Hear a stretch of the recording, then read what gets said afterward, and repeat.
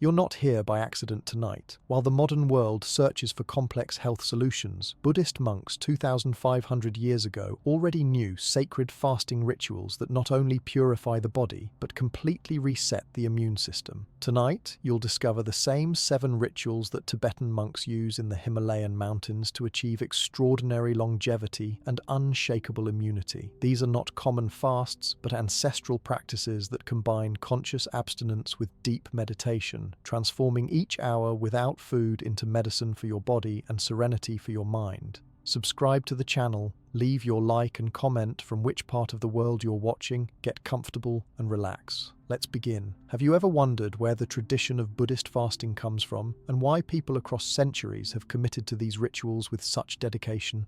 The origins of Buddhist fasting are steeped in generations of stories and daily practices, going all the way back to the earliest teachings in the Indian subcontinent, more than 2,000 years ago. Back then, it was not about dietary fads or hacks to lose weight, but about creating a combination of discipline and awareness that affected both mind and body. Monks in the Himalayan regions, for example, designed these rituals as tools to reach states of inner clarity and spiritual readiness, choosing to pass them along not just because they held religious significance, but because people felt real, tangible effects. Telling the history of Buddhist fasting rituals takes us back to the time of Siddhartha Gautama, who later became known as the Buddha. He lived in northern India, likely around the 5th or 6th century before the Common Era. Even before his enlightenment, Siddhartha experimented with strict forms of fasting to the point of near starvation. He eventually recognized the dangers of such extremes, so in his teachings he stressed the value of balance, a path called the middle way.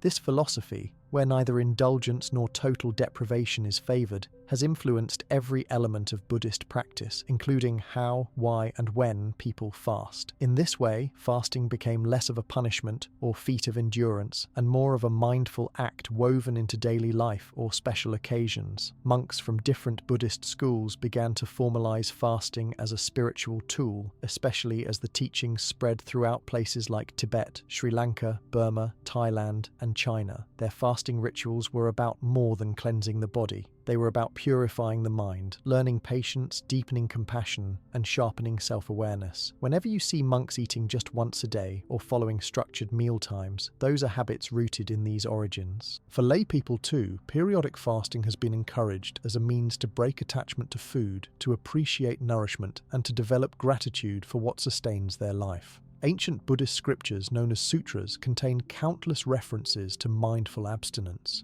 They describe times when followers would gather for rituals, sometimes restricting not just food, but speech and other pleasures.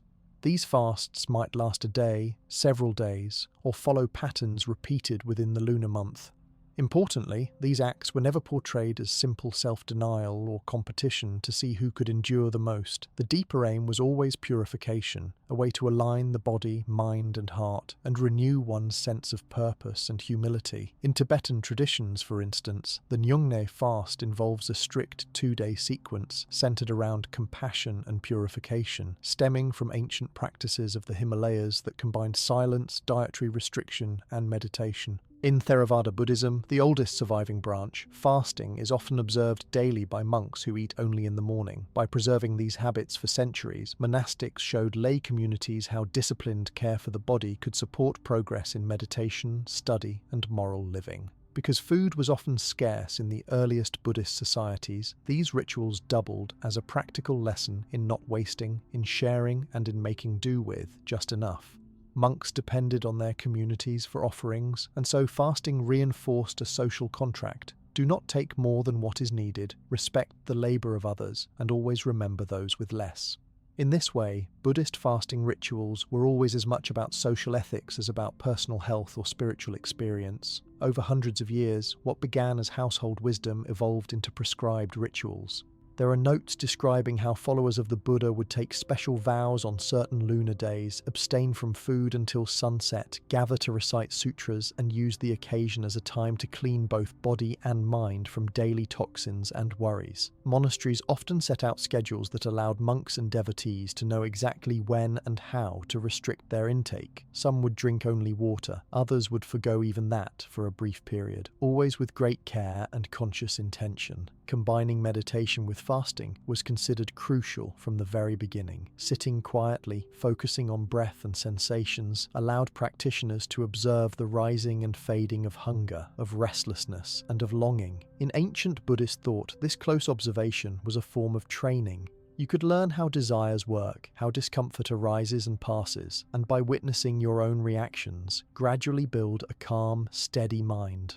This blending of the physical and mental disciplines was unique and came to define Buddhist fasting across regions and time periods. From the earliest days, fasting was also about community. Monks and lay people would gather in groups, not only for mutual support, but also to share whatever food could be offered during the prescribed times. These gatherings helped remind everyone that spiritual work was never just about the individual. It was strengthened in company through generosity, kindness, and shared purpose. It is interesting to note that Buddhist fasting rituals also adapted flexibly to climate, culture, and changing circumstances. In lush, fertile areas with abundant food, the periods and strictness of fasting were often more pronounced, since abundance could easily lead to indulgence. In harsher, high-altitude regions, such as in parts of Tibet, practices evolved to suit what was sustainable for health without undermining spiritual goals. The kinds of foods allowed, lengths of fasting, and even the underlying intentions sometimes differed, but the focus on discipline and awareness remained. Throughout the centuries, Buddhist fasting didn't remain an exclusive practice for the clergy. Great teachers and local leaders encouraged lay people to join in, often as a way to mark important spiritual dates or seek purification before major festivals. Taking vows of abstinence became a public declaration, a conscious decision to live ethically and mindfully for a period, supported by family, friends, or the broader community. Such events created opportunities for collective pause and reflection, strengthening social bonds and spiritual commitment. When travelers from other cultures first observed Buddhist monks and nuns upholding these rituals, they often described it with surprise or admiration. Some early Western writers saw it as strange or even extreme. But inside Buddhist cultures, these rituals were soon accepted as normal, woven into the rhythm of weeks, months, and especially significant holidays. The regular cycle of renunciation helped people break bad habits, reassess their attachments, and return to everyday life a little more centered and grateful. Buddhist fasting rituals were never presented as solutions to everything or as magical means to enlightenment. Instead, the hope was that by aligning periods of abstinence with inner reflection, participants would gradually become more aware of their bodies, of the fleeting nature of desire, and of the importance of kindness and moderation. This is why many Buddhist texts emphasize not the number of hours or severity of the fast, but the intention and awareness brought to the experience. These fasting practices also influence the broader medical and wellness practices throughout Asia. Observing the monks' routines, local doctors, healers, and even cooks learned to respect cycles of fasting and feasting. Over time, families adopted their own variations, especially at the change of seasons or after large celebrations, knowing that a short fast could help restore balance, especially after indulgence. If you look closely, you'll see that the origins of Buddhist fasting are not about restriction for the sake of ritual alone.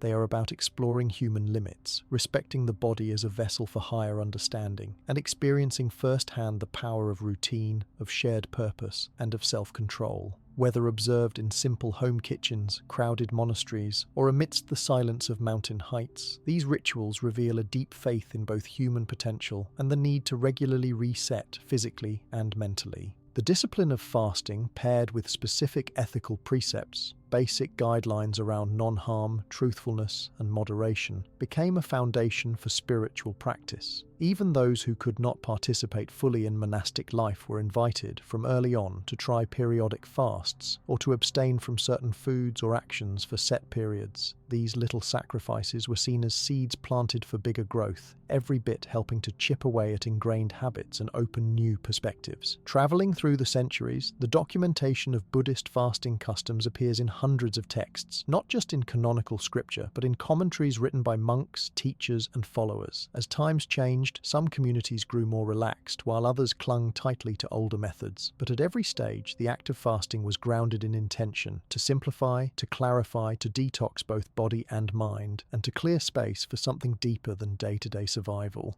If someone today visits a Buddhist monastery, especially in Thailand, Myanmar, Sri Lanka, Tibet, or Nepal, the daily and seasonal rhythm of communal fasting is still palpable. Monks rise before dawn, gathering for meals given by local supporters, always pausing to bless the food and recognize their dependence on others. After midday, eating stops, and the remaining hours are spent in study, service, or meditation. Fasting is not just a schedule, but a daily reminder to check in with one's motivation. Am I seeking pleasure out of habit, or using this moment to become more wakeful and compassionate? As for the physical side, most ancient teachers were well aware that fasting changed how people felt and functioned. Monks and lay followers alike noticed sharpened senses, lighter bodies, and a need for far less sleep when fasting was entered into mindfully. It became common wisdom. Too much food dulled the mind and spirit, while healthy limits brought energy, patience, and mental clarity. These observations, made long before nutritional science existed, encouraged experimentation and the careful handing down of rituals adapted to new generations and needs. Fasting was also understood as a form of medicine. Local villagers and healers knew that after sickness or a period of heavy eating, a day or two of simplified foods or abstinence would often help someone return to balance more quickly. The connection between what is eaten, the state of the body, and the stability of the mind has always been obvious in these communities, so it made sense that spiritual disciplines around food would feed back into broader ideas of health and disease. Important too was the belief that fasting could clear karmic obstacles. Karmic obstacles, in Buddhist thinking, mean patterns of thought or action that lead to suffering or confusion over time. By setting aside cravings, even for a short while, practitioners believed they could loosen old bonds, open the way for kindness and insight, and maybe even ensure smoother progress in meditation or daily life. The regular repetition of these rituals helped people reset their intentions, correct course, and rebuild both discipline and hope.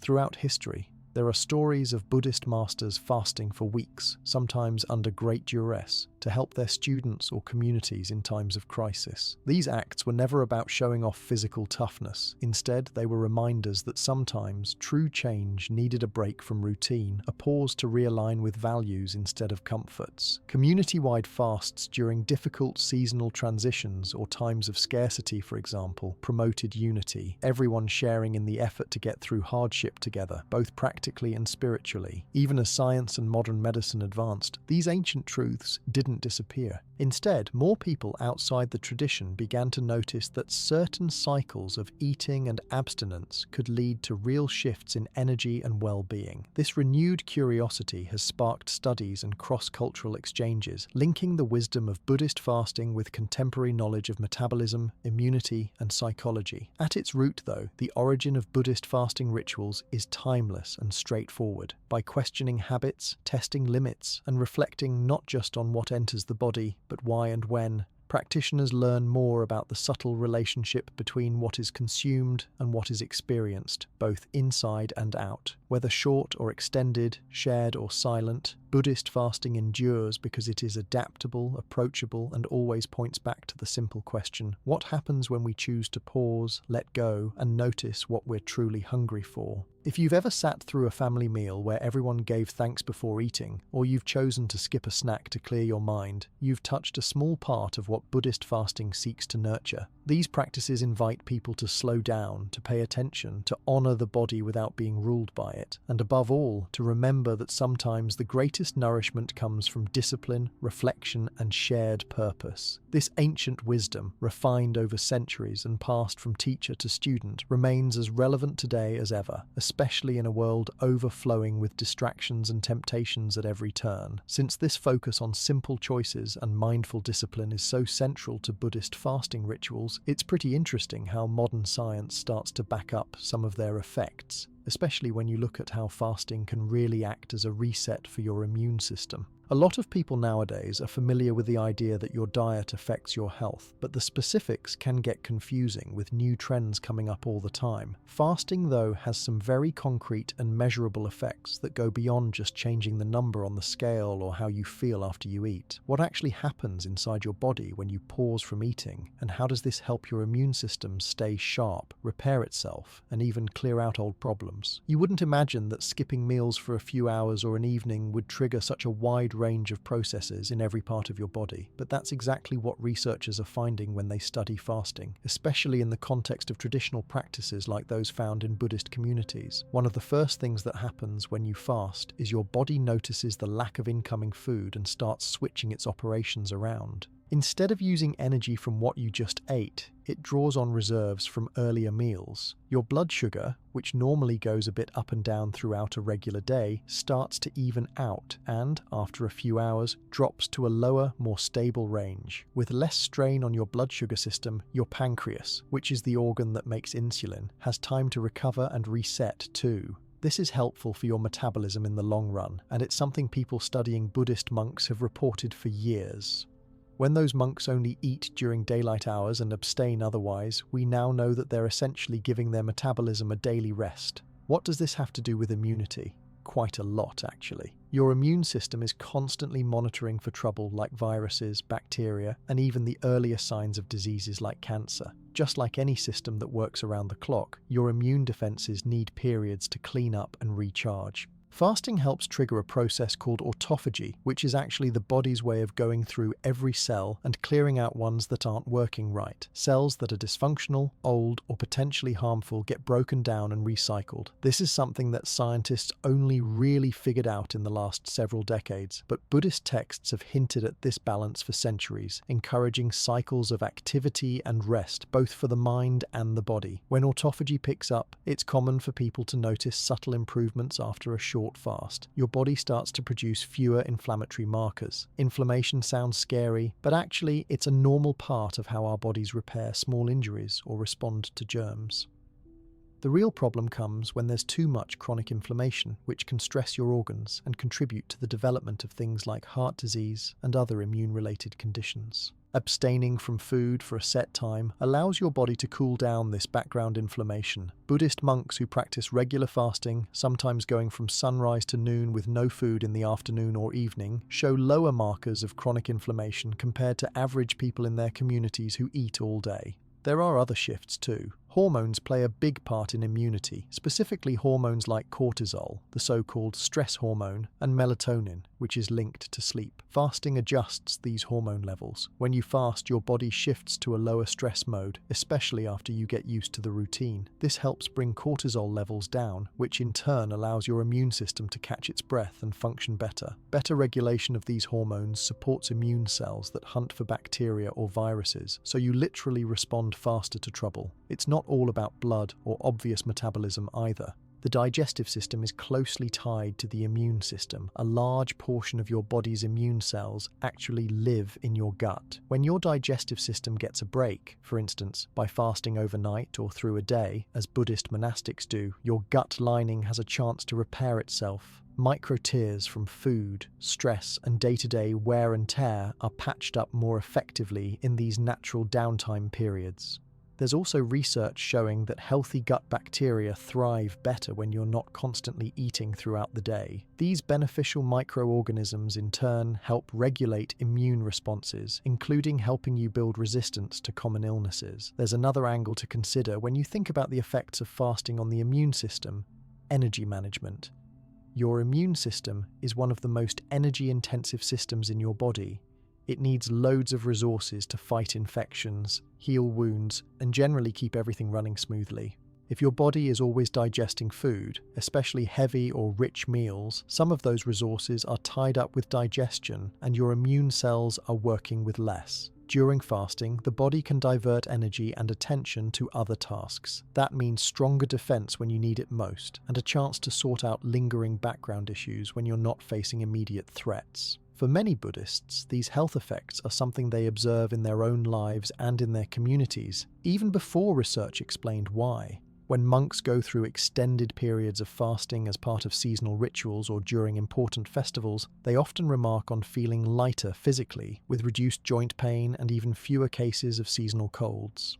Lay followers who join in these practices frequently note a surge in energy and focus within a couple of days, even if the fasting periods are relatively short, just from sunrise to sunset, or skipping one evening meal per week. That boost isn't just in people's heads.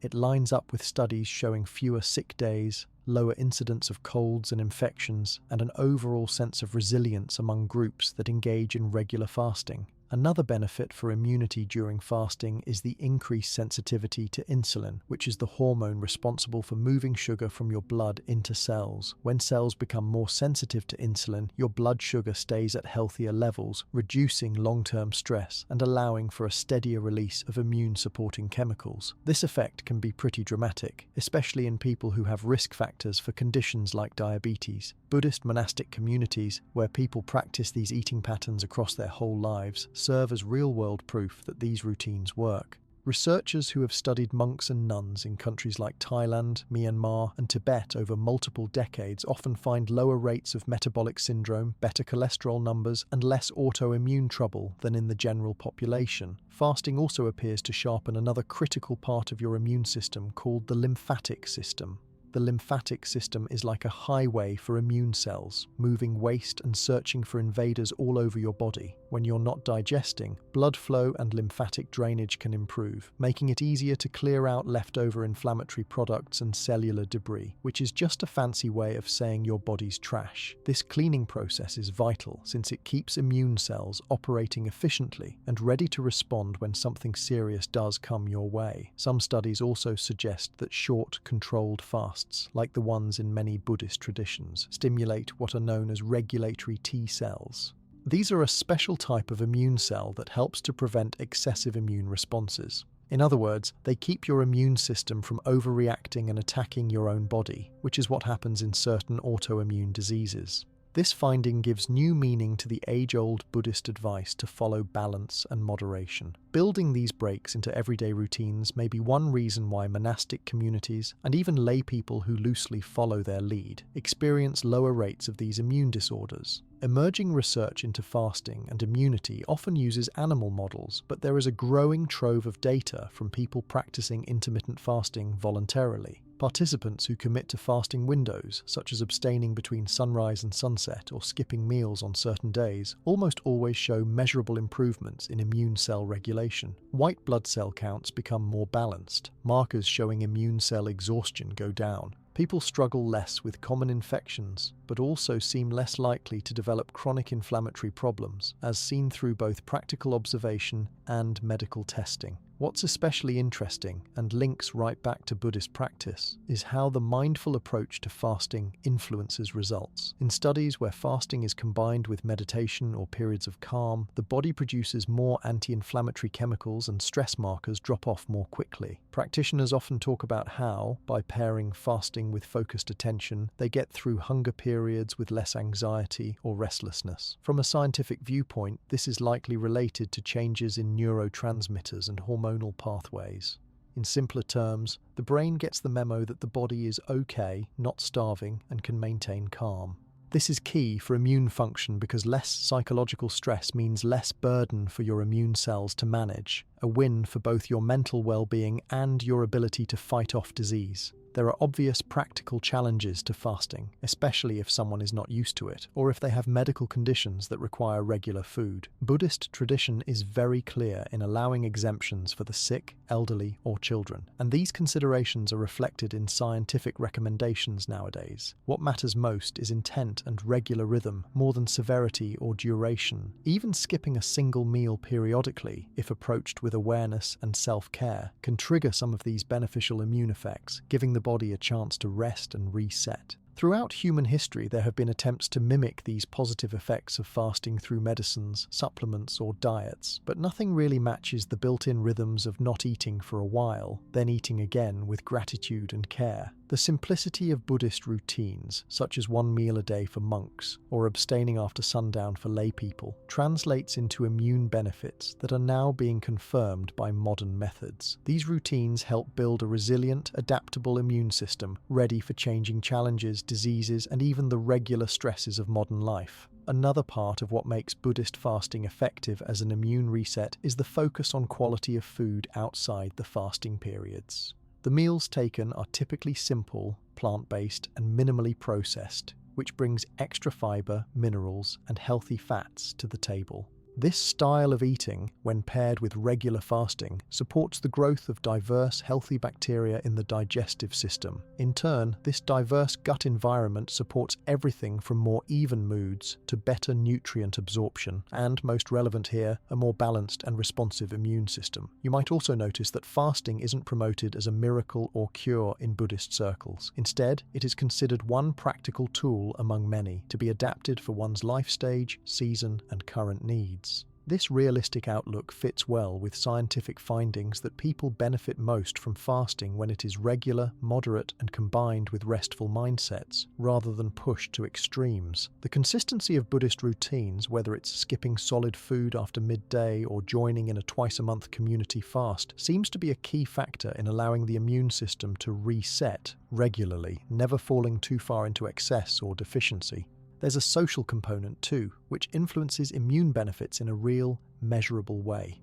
When communities fast together, as in many Buddhist temples or during traditional festivals, people report less loneliness and lower stress, which has a calming effect on immune markers. Researchers have measured lower levels of stress hormones and inflammatory signals during community-wide fasting events. This may come from the sense of shared purpose, emotional support, and simple routines, which all help take some of the pressure off both mind and body. Fasting also acts as a natural opportunity to reassess cravings, reset daily habits, and break small cycles of overindulgence. For the immune system, this means less exposure to harmful foods, fewer digestion-related irritants, and better control over triggers that lead to inflammation. Buddhist fasting usually comes with advice to increase water intake, gently move the body, and rest more, all of which help the body flush out waste, support cell renewal, and return to a better baseline. The immune effects are subtle at first, but build over time, helping people feel more robust with each passing cycle. People sometimes wonder if fasting might stress the body too much or reduce the strength of the immune response. While that can be a risk with too long or too strict fasting, again, something Buddhist teachings warn against. In the patterns typically seen in Buddhist communities, this isn't a concern. Instead, the breaks support repair without depleting the body's stores or making it more susceptible to illness. The key is moderation and mindfulness, as well as listening to natural hunger and fullness cues instead of sticking to rigid plans. There's growing interest in the connection between fasting and what is called the circadian rhythm, the body's internal clock, which manages sleep, wakefulness, and all sorts of chemical processes. Fasting that follows the sun's cycle, as Buddhist monks do, appears to synchronize the immune system with daily changes in hormone levels, cell repair, and blood sugar management. This alignment not only helps people sleep better, but also strengthens natural killer cells, which are frontline defenders against viruses and cancer cells. It's fascinating how science is confirming these routines have real benefits that reach all the way down to the microscopic level. In people who practice fasting with regularity, especially those using Buddhist-inspired patterns, doctors have generally observed fewer allergies and a quicker recovery from minor illnesses. Over years or decades, regular fasting can translate into lower risk for chronic health problems, a steadier mood, easier weight management, and, most importantly, a body that can adapt to the everyday exposures of life without overreacting or falling behind in defense. Eating is about much more than just getting calories, and the way periods of fasting are organized makes a significant difference. Buddhist fasting rituals aren't about depriving the body, but rather about restoring a natural balance. The goal isn't to make someone tougher for the sake of it, but to support long-term wellness in a gentle, repeatable way. As more and more people look for sustainable options to boost their health, it's clear that these routines, rooted in tradition but supported by current science, offer a set of tools that can fit many different lives, needs, and goals. Taking these lessons from both science and lived experience, it becomes pretty clear that periodic fasting, especially when practiced mindfully with attention to both body and mind, works as a powerful reset for the immune system, with benefits that touch everything from metabolism to hormones, gut health to community strength. It's remarkable how something as simple as organized not eating can result in such a broad upgrade in resilience and daily health. The The best part is that this approach doesn't require fancy ingredients, gadgets, or complicated routines. It just calls for commitment, some self-awareness, and maybe a bit of inspiration from centuries of Buddhist wisdom and practice. That practical side of Buddhist fasting becomes really clear when you look at specific rituals, and one of the most well-known is called Nyungne. Now, Nyungne isn't the easiest routine out there, but a lot of people say it has a powerful impact if you're willing to really commit. It's a Tibetan Buddhist fasting practice, and the name Nyungne actually means something like abiding in the fast. This ritual goes deep into both physical and spiritual cleansing, making it a good example of how these traditions are set up to challenge you, but always with the goal of improving your state of being. The structure of Nyungne is straightforward, but it's not the kind of fast where you just skip a meal and move on with your day. Instead, it's spread out over 2 full days, each with very different expectations. On the first day, you start with a strict vegetarian diet. That means no meat, no fish, and definitely nothing spicy or heavily processed. You eat moderately in the morning and around midday, but after lunchtime, food is off limits until the ritual is done. Water and light drinks like herbal tea are still allowed on this first day, so you're not going without fluids, but you definitely notice the drop in routine snacks and regular meals. This first day also comes with a layer of discipline beyond just what goes into your body. Nyungne is a time for silence, or at least speaking as little as possible.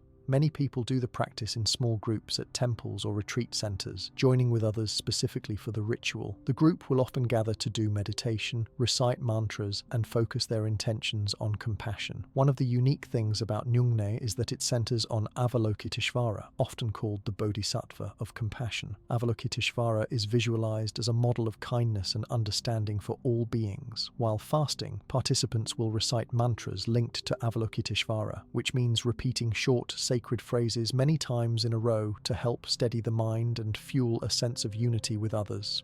By midday on the first day, those taking part notice both physical changes and mental ones. Especially if they aren't used to fasting or silent meditation, your energy starts to feel different. Some people mention a lightheaded or slightly weak feeling, which is common as your body shifts to burning energy stored in different ways. Others describe a surprising clarity that sets in as the distractions of constant eating and talking fall away. Buddhist teachers will say that this is exactly the point. Removing the usual sources of stimulation is a way to face discomfort and grow from it. After a night of rest, the second day of Nyungne is much stricter. No food and not even a sip of water from dawn until the ritual completes. This makes it a total fast, sometimes called a dry fast or absolute fast in other contexts. For many, this is the most challenging part. You feel thirst before you even notice hunger, and the body starts sending all kinds of signals that it wants to return to old patterns. Because everyone in the group is experiencing it together, there's often a sense of mutual encouragement. Sharing the struggle helps keep people motivated, and sometimes those who are new to the practice will soften the strictness if they start to feel unwell. Buddhist teachers always make it clear that health comes first, so participants are encouraged to listen to their bodies and adjust as necessary. During this dry fasting period, traditional Nyungne practice weaves in lots of meditation, prayer, and stillness. The core practice involves chanting the mantra Om Mani Padme Hum, which is linked directly to Avalokiteshvara and is sometimes called the compassion mantra. Participants focus on that phrase for long stretches, sometimes moving prayer beads through their fingers or closing their eyes to visualize light and compassion spreading outward to all beings. Even when physical discomfort is strong, this focus is intended to keep the mind steady and to help participants turn their attention away from personal cravings and toward a larger compassion for suffering everywhere.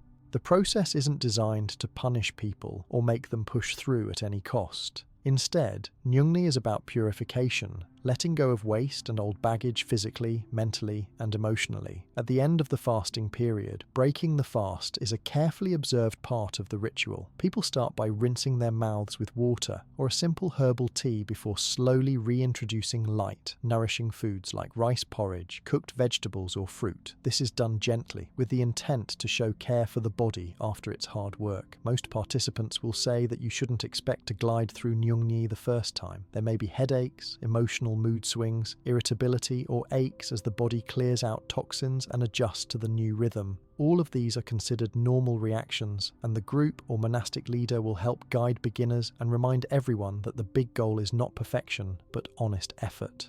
Some practitioners choose to repeat the Nyungne fast several times a year, often around important Buddhist holidays, as a way to refresh their discipline and reconnect with the compassion teachings central to this practice. Beyond the sense of accomplishment from finishing the fast, a lot of people mention surprising after effects. Mental clarity gets sharper, meditation seems easier and more settled, and there's a stronger sense of empathy, not just for close friends and family, but for anyone experiencing difficulty. Some report that their energy stays high for days, even with less sleep, and that their senses, taste, hearing, sight, feel heightened for a while. Physically, there's often a noticeable reduction in bloating or heaviness, and those who struggle with sluggish digestion sometimes feel a big difference even from just those 2 days. For anyone curious about how Nyungne affects the body, some modern health experts have weighed in. The 2 days of reduced intake, especially the second, act as a radical reset for digestion. Your body has to rely not on new calories, but on stored energy, breaking down fats for fuel and using up leftover sugar circulating from previous meals. The lack of water, even for a short stretch, doesn't harm healthy people, but it does prompt an accelerated cleanup at the cellular level as your body flushes waste and dead cells. It's no surprise that many people leave the ritual feeling lighter, refreshed, and more tuned in to their body's needs. Mentally and emotionally, the repeated focus on Avalokiteshvara and the compassion mantra helps create a feeling of stability during what could otherwise feel like deprivation.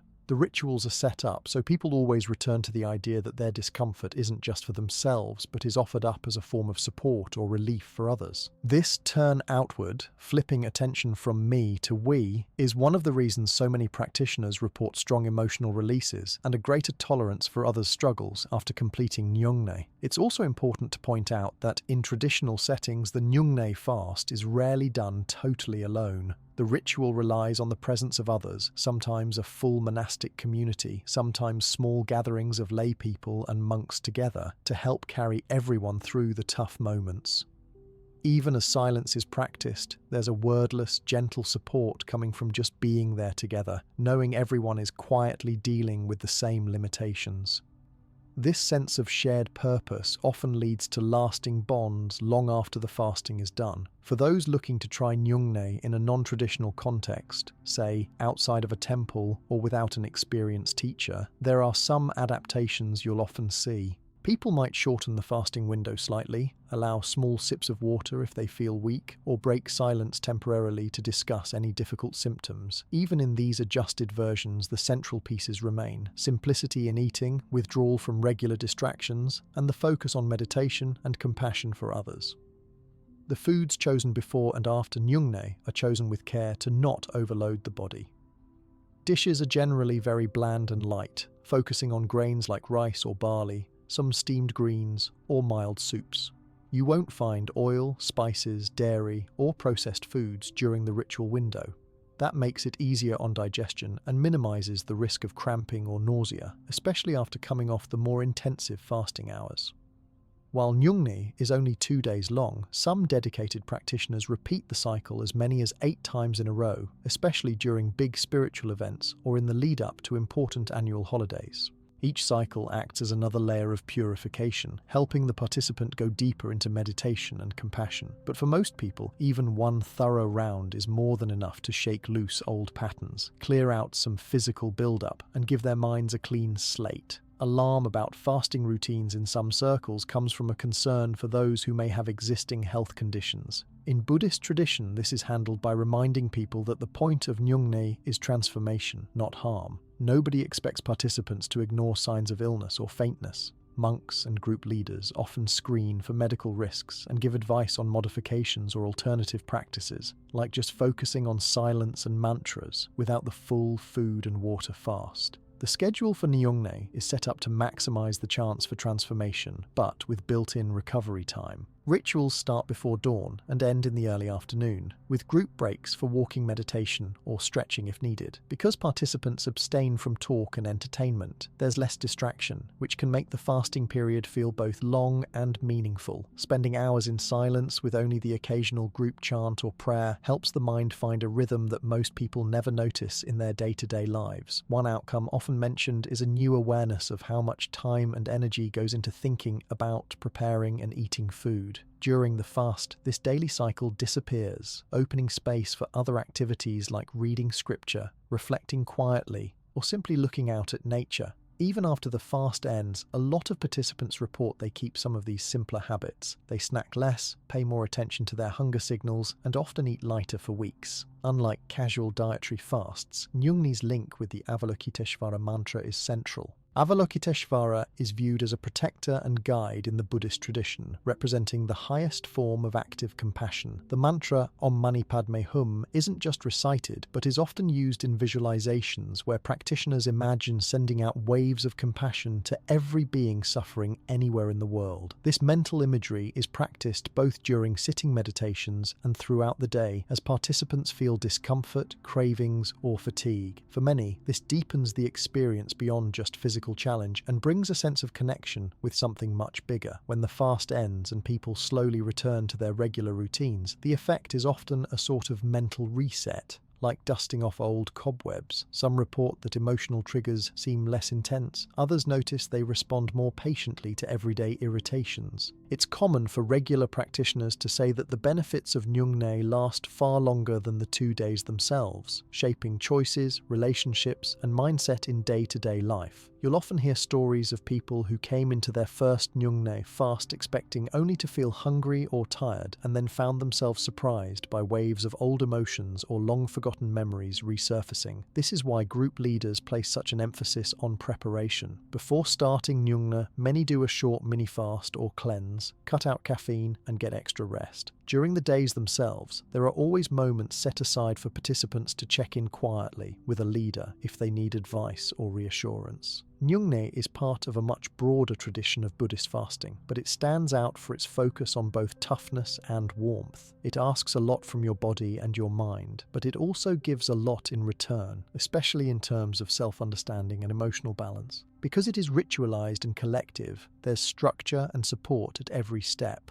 Over the years, the practice has gained followers far beyond Tibet, with people of all backgrounds trying it out at various Buddhist retreat centers, and even at home using adapted schedules. For anyone new to Buddhist fasting, Nyungne offers a snapshot of how these traditions go beyond just food, touching how people relate to themselves and the world around them. Whether you're looking for a challenge or for a new way to refocus your attention, this ritual provides a thorough and memorable experience. In listening carefully to the body, committing to silence, and grounding the whole practice in compassion, Nyungne brings together all the key elements that make Buddhist fasting unique and relevant even in modern times. The practical side of Buddhist fasting comes through again in the daily habits followed by Theravada monks, especially their dawn-to-dusk fasting routine. If you visit monasteries in Thailand, Sri Lanka, Myanmar, Cambodia, or Laos, you'll notice right away that mealtimes are a big deal, but not in the way you might expect. The monks have a very disciplined schedule built around eating only at certain hours of the day, and this system shapes their spiritual practice as much as it does their physical health. Here's how it works. In most Theravada Buddhist communities, the monks begin their day well before sunrise, sometimes as early as 3 or 4 o'clock in the morning. Their mornings are filled with chanting, meditation, cleaning, and helping set up the temple or monastery for the day. As daylight grows, sometime around 6 or 7 o'clock, the monks will begin collecting alms. This is a really important and visible part of their routine. Monks walk quietly through the neighborhood with their bowls, and local people come out to offer them food. These offerings make up what will be the monks' first, and sometimes only, meals for the day. The meal collection is done by mid-morning, usually by 9 or 10 o'clock. By 11 o'clock, most monks are seated together to eat their main meal. In many monasteries, this will be the only substantial meal they have until the next morning. There might be a small snack or an extra cup of tea, but after noon, solid food is off the table completely. This routine is known as the practice of eating one meal a day, but sometimes, depending on the local interpretation and needs, it could be food taken over a couple of sittings as long as they all happen before midday. Unlike Western meal routines, there is no dinner and no late-night snacks. Why do they do this? It's not just to keep things simple or make meals less of a focus. There's a deep layer of discipline involved in the whole system. Theravada monks are following a set of rules that go all the way back to the Buddha himself, who recommended that spiritual practitioners avoid eating at night. At the time, it was said to help with meditation by keeping the body light and free of sluggishness. Modern science has since shown that stopping eating early in the day helps the digestive system rest, reduces spikes in blood sugar, and helps regulate hormones connected to digestion, sleep, and immunity. The midday cutoff applies strictly to all solid food and most drinks, but not always to water or very light herbal teas. After noon, monks are allowed to drink plain water, and sometimes a simple broth is accepted if health needs call for it, but nothing heavy or nourishing that could count as a real meal. This kind of fasting, always practiced mindfully and within the bounds of health, means that the body gets a long period of time, sometimes 16 or more hours, without having to process new food. The fasting window stretches from shortly after midday all the way until the following sunrise. While it may sound tough at first, monks are well adapted to it. What makes this routine sustainable is that it's part of a daily rhythm. Meals are typically simple and nutritious: rice, vegetables, fruit, and sometimes small portions of lentils, eggs, or fish if it's allowed. There is no pressure to indulge or overeat, and each monk eats only what has been offered on that day. No hoarding, no late-night snacks hidden away. This leads to a deep sense of gratitude for every bite, and the mealtime itself becomes a quiet ritual of thanks and awareness, not just a way to fill the stomach. For lay practitioners, the routine has inspired a lot of interest. In some countries, people will take on similar fasting windows on certain days, perhaps eating only in the morning or skipping dinner as an act of spiritual devotion. Some families will keep dinner very light during Buddhist holidays or on full moons. Even just joining the monks for a single morning meal, then fasting until the next day, has become a popular way for practitioners to get a sense of what monastic life is like, without needing to take vows or move to a remote temple. Physical effects of this fasting system are well documented, especially as scientists have taken an interest in monastic lifestyles. When you give your body a routine period without food, your digestion has a chance to rest, gut bacteria can rebalance, and hormones related to appetite like ghrelin and leptin settle down. More importantly for immunity, fasting this way is tied to periods of lower inflammation. Since the immune system is closely linked with digestion, this means allowing many hours every day for immune cells to focus on repair, not just reacting to new food or allergens. The benefits aren't just physical. The uninterrupted fast after midday also sharpens the mind for afternoon and evening meditation. That's why many monks report feeling calmer and having better focus during meditation sessions at night. Instead of fighting battles with a full stomach or drowsiness after a heavy meal, they find that hunger fades and energy eventually evens out. It's another layer of discipline because monks have to deal with cravings and occasional discomfort, but this becomes a natural part of the practice. It lets them notice habits and thoughts as they arise and train themselves in letting go. Social dynamics are influenced too. The daily alms round isn't just about getting food, it's also about building connection with lay people. The act of receiving food reminds monks of their reliance on the community and the responsibility they have to share wisdom in return. For the lay community, making these daily offerings is seen as a way to gather merit and to participate in the monastic schedule. One thing that surprises new observers is how joyful and peaceful the monasteries are. Even with such simple schedules, monks make the most of what is given. Meals are never wasted, leftovers are shared or composted. The process breaks the natural human tendency to hoard or worry about the next meal. Instead, everyone operates on trust. The food will come when it's time, and more is not necessarily better. Aside from being expressions of gratitude and discipline, the dawn to dusk practice also supports good health. Many monks live to long ages with low rates of obesity, diabetes, and even high blood pressure. Several studies following Buddhist monks, especially those in Thailand and Myanmar, show clear health advantages compared to general populations in the same regions. Regular fasting reduces risks of metabolic syndrome, and monks frequently have more stable mood, faster recovery from colds, and better sleep. Their immune systems are less taxed by chronic inflammation and overloaded digestion, so when they need to fight off something serious, their bodies can do it efficiently. The spiritual side of the fast is closely tied to the daily schedule. By placing clear boundaries on when meals happen, monks free up hours every afternoon and evening for practice. Instead of thinking about what to eat, cooking, or socializing over food, their days are structured around study, silent meditation, walking meditation, or service projects. Hunger comes and goes, cravings appear and fade, and each is handled as another lesson in self-control and self-awareness. For monks, being alert and present during meditation is a top priority, and the fasting schedule supports that goal. The mind isn't dulled by constant eating or high blood sugar swings. Energy is steady. There's even evidence from health research that fasting in this pattern helps the brain focus and may slow down some of the wear and tear that leads to memory loss in older age. People who join in these routines as lay followers often report after just a week or two that their ability to focus has improved and their afternoon energy is higher without the usual post-lunch slump so common in modern work life. Another important point in this daily fasting practice is avoiding attachment. In traditional Buddhist teaching, being attached to food, or really to any pleasure, can create restlessness and dissatisfaction. Setting aside long stretches without meals, monks and lay people learn to appreciate food without clinging to it. This habit of letting go is a core aim of Buddhist teachings and comes to life in the simple routine of eating once and then stopping.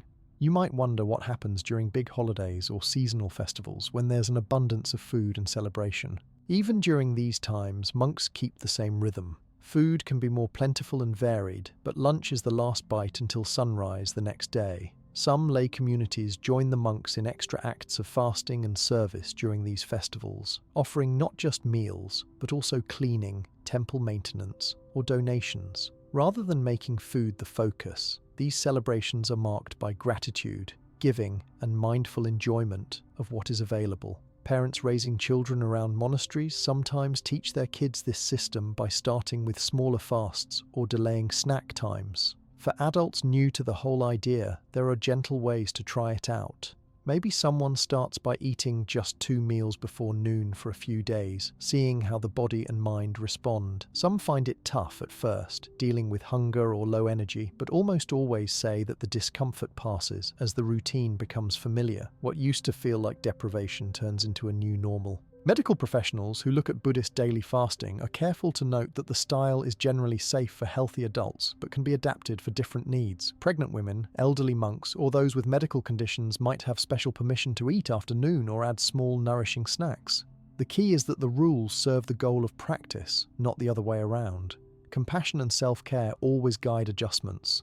The rhythm of the monastery is made possible by everyone following similar rules. It builds mutual respect because there's no hiding or sneaking food out of sight. The whole community is either eating together or, more often than not, doing everything else together, fasting until the sun comes up again. This mutual accountability is a powerful support because much of the temptation to snack or indulge just disappears when meals are shared, limited, and approached with gratitude, not stress. Having this long daily fasting window leads to some unexpected bonuses as well. Sleep quality often improves because the stomach isn't busy digesting late at night. Monks often say they dream more vividly and feel genuinely refreshed when they wake up, another sign that the body has had time to repair and reset. Fasting also gives people a better sense of real hunger, rather than eating just out of habit or boredom. This practice also has practical benefits for the environment and the community. Since food offerings go directly to the monks, there's little waste. Meal sizes are reasonable, packaging is minimized, and almost every part of the gift is used. In many towns, families will rotate who gives what, supporting the temple and making sure the monks have enough without excess. For everyone involved, gratitude is a daily habit. For people who want to try a piece of this practice outside the monastery, a few things can help. Giving yourself a regular cutoff, maybe not eating solid food after noon or even just stopping a couple of hours earlier than usual at dinner, can provide a gentle introduction. Keeping meals simple and focusing on the intention behind the fast, not just the rules, makes it more meaningful and sustainable in the long run. Adding in a short period of silence, light meditation, or a gratitude prayer before the meal blends a bit of the monastic spirit into modern life. This dawn-to-dusk schedule is about more than just food timing. It's about building a lifestyle where discipline, community, and gratitude become daily experiences. Over time, the fasting doesn't feel like a limitation, but rather a supportive structure. This pattern, followed across generations, helps keep the mind sharp, the body strong, and the immune system on track, not out of superstition, but out of rhythms that really support well-being. Even as new science catches up, confirming the benefits monks and laypeople have noticed for centuries, this day-to-day practice stays the same. It's as much about serving others and sharing wisdom as it is about physical repair. Regular breaks from eating tune the body's systems, refresh energy, and support a humble, present approach to life. That's why so many people, Buddhist or not, find this routine worth trying, whether for a spiritual reboot, a physical tune-up, or a little more space in a busy modern day. This daily framework of discipline and gratitude you see with dawn to dusk fasting is also woven right into the other group rituals that keep Buddhist communities grounded, especially a tradition called sojong. That word sojong comes from Tibetan, and if you ask any practicing monk or someone who regularly visits the monastery, they'll tell you it's basically about restoration and cleansing, both for individuals and for the whole group. You might sometimes hear it translated as restoring and purifying, which sums up the main point of the practice really well. Sojong doesn't just happen randomly. Most monasteries and even lay Buddhist communities set a regular calendar for it, often twice a lunar month. Those days usually land on the full moon and new moon or are set alongside certain holidays or festivals. It could be observed monthly or every half moon, depending on regional tradition and which Buddhist school the community follows. What makes Sojong different from everyday habits is that the whole group comes together. These aren't silent, solitary fasts like Nyingna or the regular dawn to dusk routine. Sojong is more about shared reflection and deep reset, and there's a real social energy to the day. On Sojong days, the opening step is gathering. Monks will often lead the way, but lay practitioners come too, filling the meditation hall, temple courtyard, or even gathering in smaller home groups. Everyone starts by formally taking special vows. These aren't just the regular daily guidelines followed in Buddhist life, but extra precepts added especially for Sojong. People might promise to avoid not just killing, stealing, or wrong speech, but also more subtle types of indulgence, like avoiding perfumes, skipping entertainment, or forgoing even a comfortable bed for one night. The idea is to place a pause on all the usual distractions, creating space for purification at every level. Central to Sojong is a period of confession. Although the word might sound heavy, it's more about honestly reflecting on where someone has drifted off their chosen path, then stating it aloud, usually in a set formula, sometimes just in the heart. This might mean admitting faults related to anger, impatience, greed, or even small mistakes from day-to-day life. The purpose isn't to dwell on guilt, but to sweep the slate clean, offering a chance to let go of old patterns. After vows and confession, there is chanting, either from sutras or special Sojong prayers known by heart in those communities. Fasting is built into the Sojong schedule in a way that's both simple and accessible. The most common format is to avoid solid food from sunrise until the following sunrise, making it a full day of lighter living. Usually, water or herbal tea is allowed, and sometimes a small fruit or broth if health requires it. The focus is always on minimizing, not maximizing, the sense of deprivation. It's about finding the middle ground, strict enough to notice a change, but gentle enough for almost anyone in the group to take part. Alongside the food fast, Sojong will often see participants limiting other pleasures or activities. That can include forgoing luxury, cutting down on screen time for people in city environments, or avoiding gossip, loud music, and other distractions that don't align with the spirit of the day. The idea is always the same: to clear out internal and external clutter, draw attention back inward, and generate space for new intentions. These actions create a bond among participants who support each other through the challenges. What's powerful about Sojong is the way it brings everyone, seasoned monks and brand new lay practitioners alike, onto level ground. There's no competition, just group support. Those who have taken part for years might gently guide the less experienced through the fast. Elders in the community share techniques for dealing with hunger or restlessness, and families often sit together in the quiet periods, giving younger children space to observe or join at their own pace. Meditation sessions during Sojong tend to be longer, more focused, and often integrated into the fasting period. Monks may lead guided meditations that match the theme of purification, using breath awareness, body scanning, or visualization techniques that have been handed down through the tradition. These sessions may last for an hour at a stretch, broken up by short walking meditation or silent rest. The discipline of fasting usually amplifies these sessions, bringing sharper clarity and making the mind's little habits of clinging or distraction more obvious. You also see a lot of community prayer on Sojong days, with chanting or recitation of specific texts considered powerful for cleansing and protection. The repetition of these sacred sounds adds a rhythm to the day, and people commonly say that the hunger, restlessness, or even irritability that sometimes comes with fasting softens partway through the prayers and group activities. Physically, participating in Sojong gives the body a regular break from digestion, especially important when it happens twice a month or more.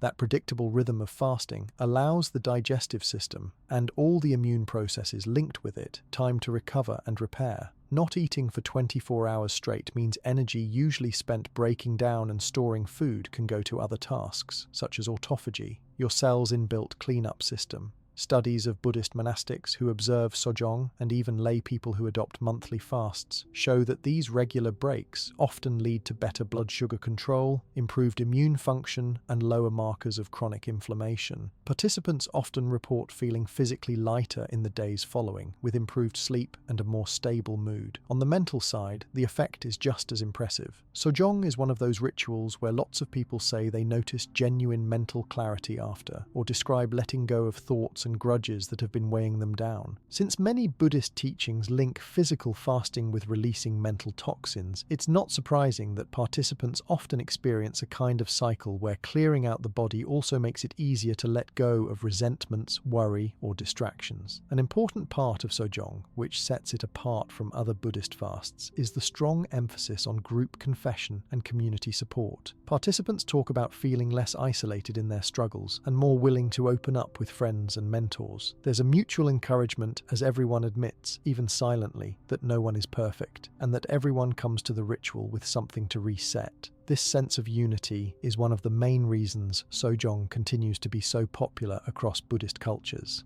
After the fast, breaking it is usually done as a group as well. It begins gently, often with warm tea or water, followed by very plain food such as cooked rice, porridge, or a mild soup.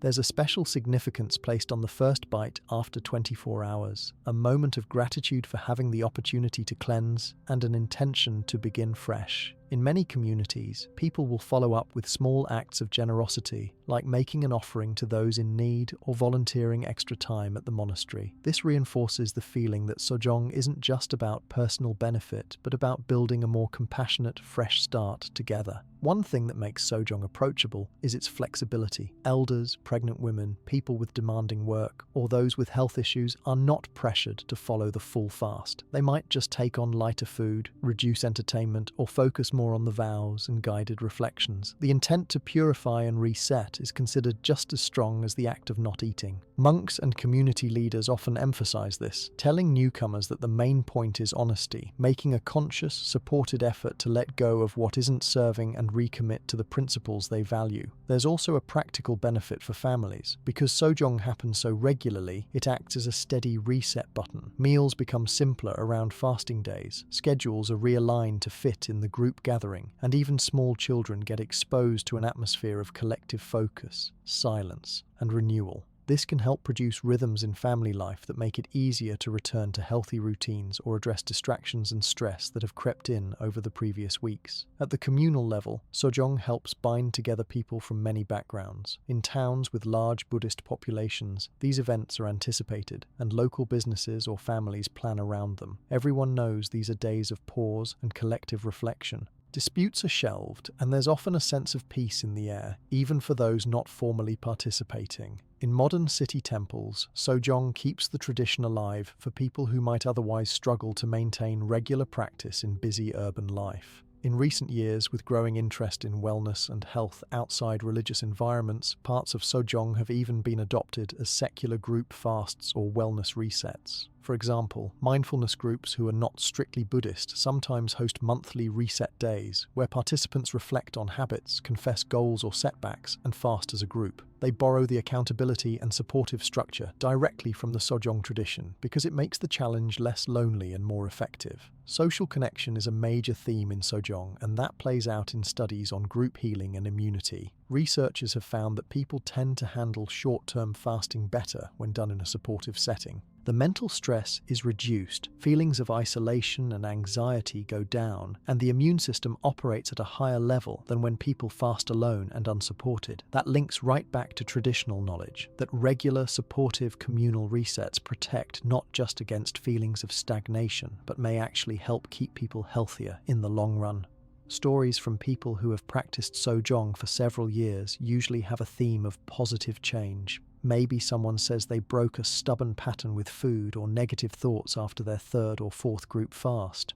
Others mention that the ritual provided a consistent chance to check their path and make course corrections before things drifted too far. Some recount renewal in relationships as well, since it's common after Sojong for people to seek forgiveness or simply reconnect with old friends as a way to extend the fresh start spirit. An overlooked but meaningful detail is the simplicity surrounding Sojong. There are no elaborate requirements for special food, no expensive materials needed, and no status or recognition attached to participating. It's open to anyone, regardless of age, background, or prior practice. All you need is willingness and the intention to reset. That accessibility is a big part of why the practice has stuck around across centuries and is still a pillar of Buddhist communities, even as life has gotten faster and more complicated. Importantly, Sojong keeps participants in touch with the cycles of the year and the natural world. Aligning the fasts with the moon phases or seasonal markers, these rituals encourage awareness of shifts in daylight, mood, energy, and even cravings that come with different times of the year. Many long-time practitioners say that this rhythm, knowing there's a group fast coming up every couple of weeks, helps them stay more balanced and less reactive in other areas of life, because there's always a chance to reset just around the corner. After a while, the benefits of Sojong stack up. Even people who only participate once a month report feeling that they check in with themselves more often, let go of irritations more quickly, and get sick a little less often. Monastic communities with a strong Sojong schedule tend to have a calm, welcoming energy, a kind of group resilience that spreads out into the families and neighborhoods they interact with. In essence, this ritual offers a structure for creating intentional pauses. It's a way to not let drift turn into a bigger problem and to keep personal and group energy fresh. Whether you join the whole fast, just the vows, or mainly use it as a day of reflection, Sojong embodies the practical side of Buddhist wisdom. Everything that's regularly cleansed, body, mind, and relationships, tends to function better and feel lighter for the effort put in. With every new cycle, Sojong offers both a tradition and a tool, making it clear that the roots of immunity and resilience aren't just in what you eat, but how often you stop, evaluate, and step forward again with intention and support. In that way, it's much more than a ritual. It's a living pattern of purification, realignment, and community healing, which keeps both people and their shared spaces healthy over the long term. Building on these cycles of group reflection, community support, and focused renewal, the most intensive and sustained fasting practice in many Buddhist communities lands right in the middle of the rainy season. This period, known to many as Vassa and sometimes called the Rain's Retreat, has a unique place in Buddhism and is recognized especially strongly within the Theravada tradition, but its spirit runs through most forms of Buddhist monasticism in Asia.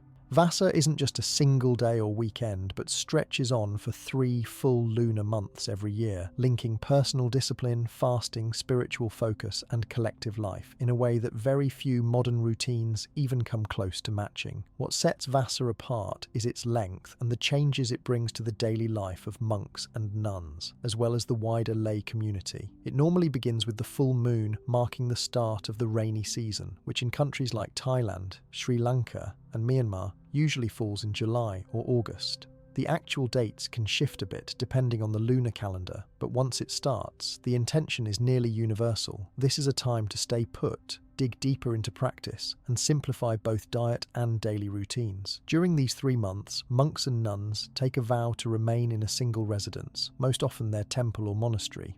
It's a practical commitment dating back to the Buddha's own time, when the heavy rains would turn roads to mud and travel could damage newly planted crops.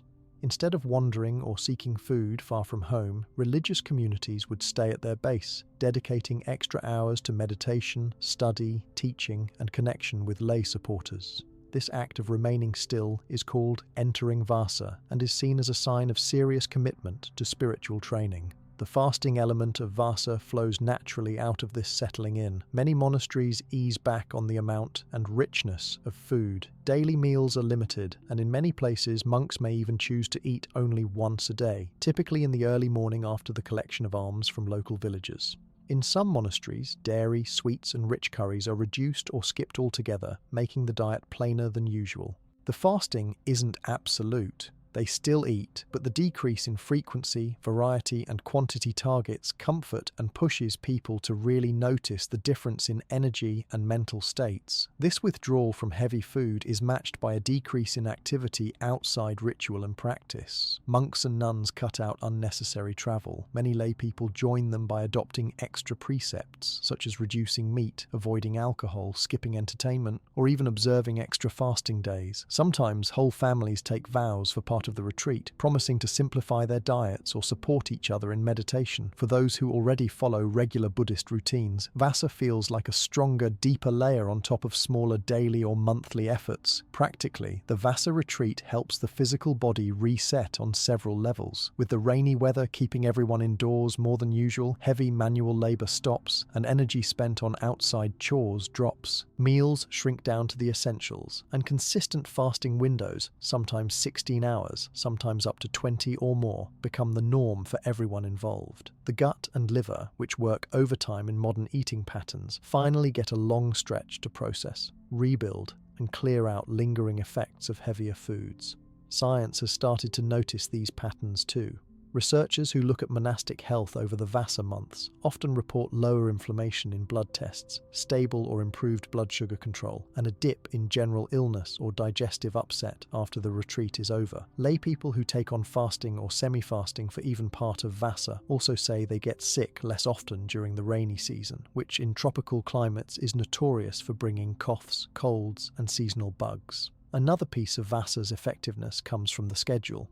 Morning is when everything happens: alms rounds, meals, major work, and the majority of social encounters. Once noon is past, the eating stops completely for the monks, and for serious lay participants, many follow suit, or at least go much lighter on food. After lunchtime, the focus turns inwards. Study, long meditation sessions, temple cleaning, chanting, and guided discussions take up the day.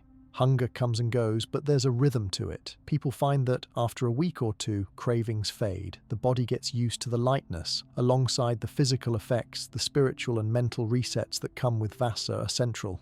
The lack of distraction gives way to extra hours spent with scripture, listening to Dharma talks from senior monks, silent sitting, and mindfulness training. Many communities intensify service. Lay people bring food, supplies, or volunteer in temple repairs. Monks focus on guiding younger members or the curious. There's a shared resolve to come through the 3 months a little lighter and a lot clearer, physically, mentally, and emotionally. A unique aspect of Vassa is the experience of collective effort. Imagine a monastery that usually has dozens of monks going about their errands, traveling for teaching or to visit families, suddenly settling in one place, moving together through the same routines for 3 months. Even monks who don't normally live in the same place may join during Vassa, creating a larger community with more shared meals, prayer, and reflection. For lay people, this is the main season to visit, offer support, ask questions, or join group meditation retreats held by the temple. Festivals that bookend Vassa, especially the full moon that marks its close, are some of the most joyous and energetic moments in the Buddhist year. By the end of the retreat, it's common for participants to report dramatic changes. Some have lost weight, others talk about improvement in old aches or digestive issues. Most say their thinking is sharper, with less random worry and more patience. Monks regularly credit the months of reduced food and deeper silence for big jumps in their progress towards mindfulness and stability. Children and teenagers growing up near monasteries often join the simpler precepts for these months. Schools may adjust their lunch menus, parents cut out snacks at home, afternoon screens or parties are kept quieter. For many in Buddhist majority countries, these habits bleed into everyday life, setting rhythms that last far beyond the rainy season. Careful boundaries are in place to keep Vassa safe and sustainable. Not everyone can or should fast as strictly as the monks. Elderly members, young children, those with illnesses or pregnant women adapt the routines to fit what's safe. The main point is participation and the intention behind it, not strictness for its own sake. Temples are careful to watch participants for fatigue, dizziness, or signs that someone needs to break the fast with a snack or extra drink. These acts are never judged. Compassion and flexibility override the letter of the practice every time. As a ritual that involves the whole community, Vassa brings a deeper layer of accountability. It's easier to stick to fasting and meditation when the whole household, or even the whole village, is adjusting together. There's no need to explain why you skipped dinner or passed on sweets. Everyone knows it's Vasa season. The group energy makes the challenge much more doable. When teachers or doctors in these communities are asked about the impact, they point to this same collective momentum. Science often calls it social support, but in monasteries it's just normal life. Certain days during Vasa are set aside for extra fasting, ceremonies, or acts of generosity. In some monasteries, all solid food might be set aside for 24 hours, and instead, the whole group focuses on chanting, meditation, and making offerings. These intense day-long fasts are scattered through the retreat, helping break up habits and keep practitioners alert to the lessons in discomfort. The rituals around these days are special. Meals are replaced with group tea sessions, temple lanterns are lit, or the community gathers for extra round-the-clock chanting and recitation.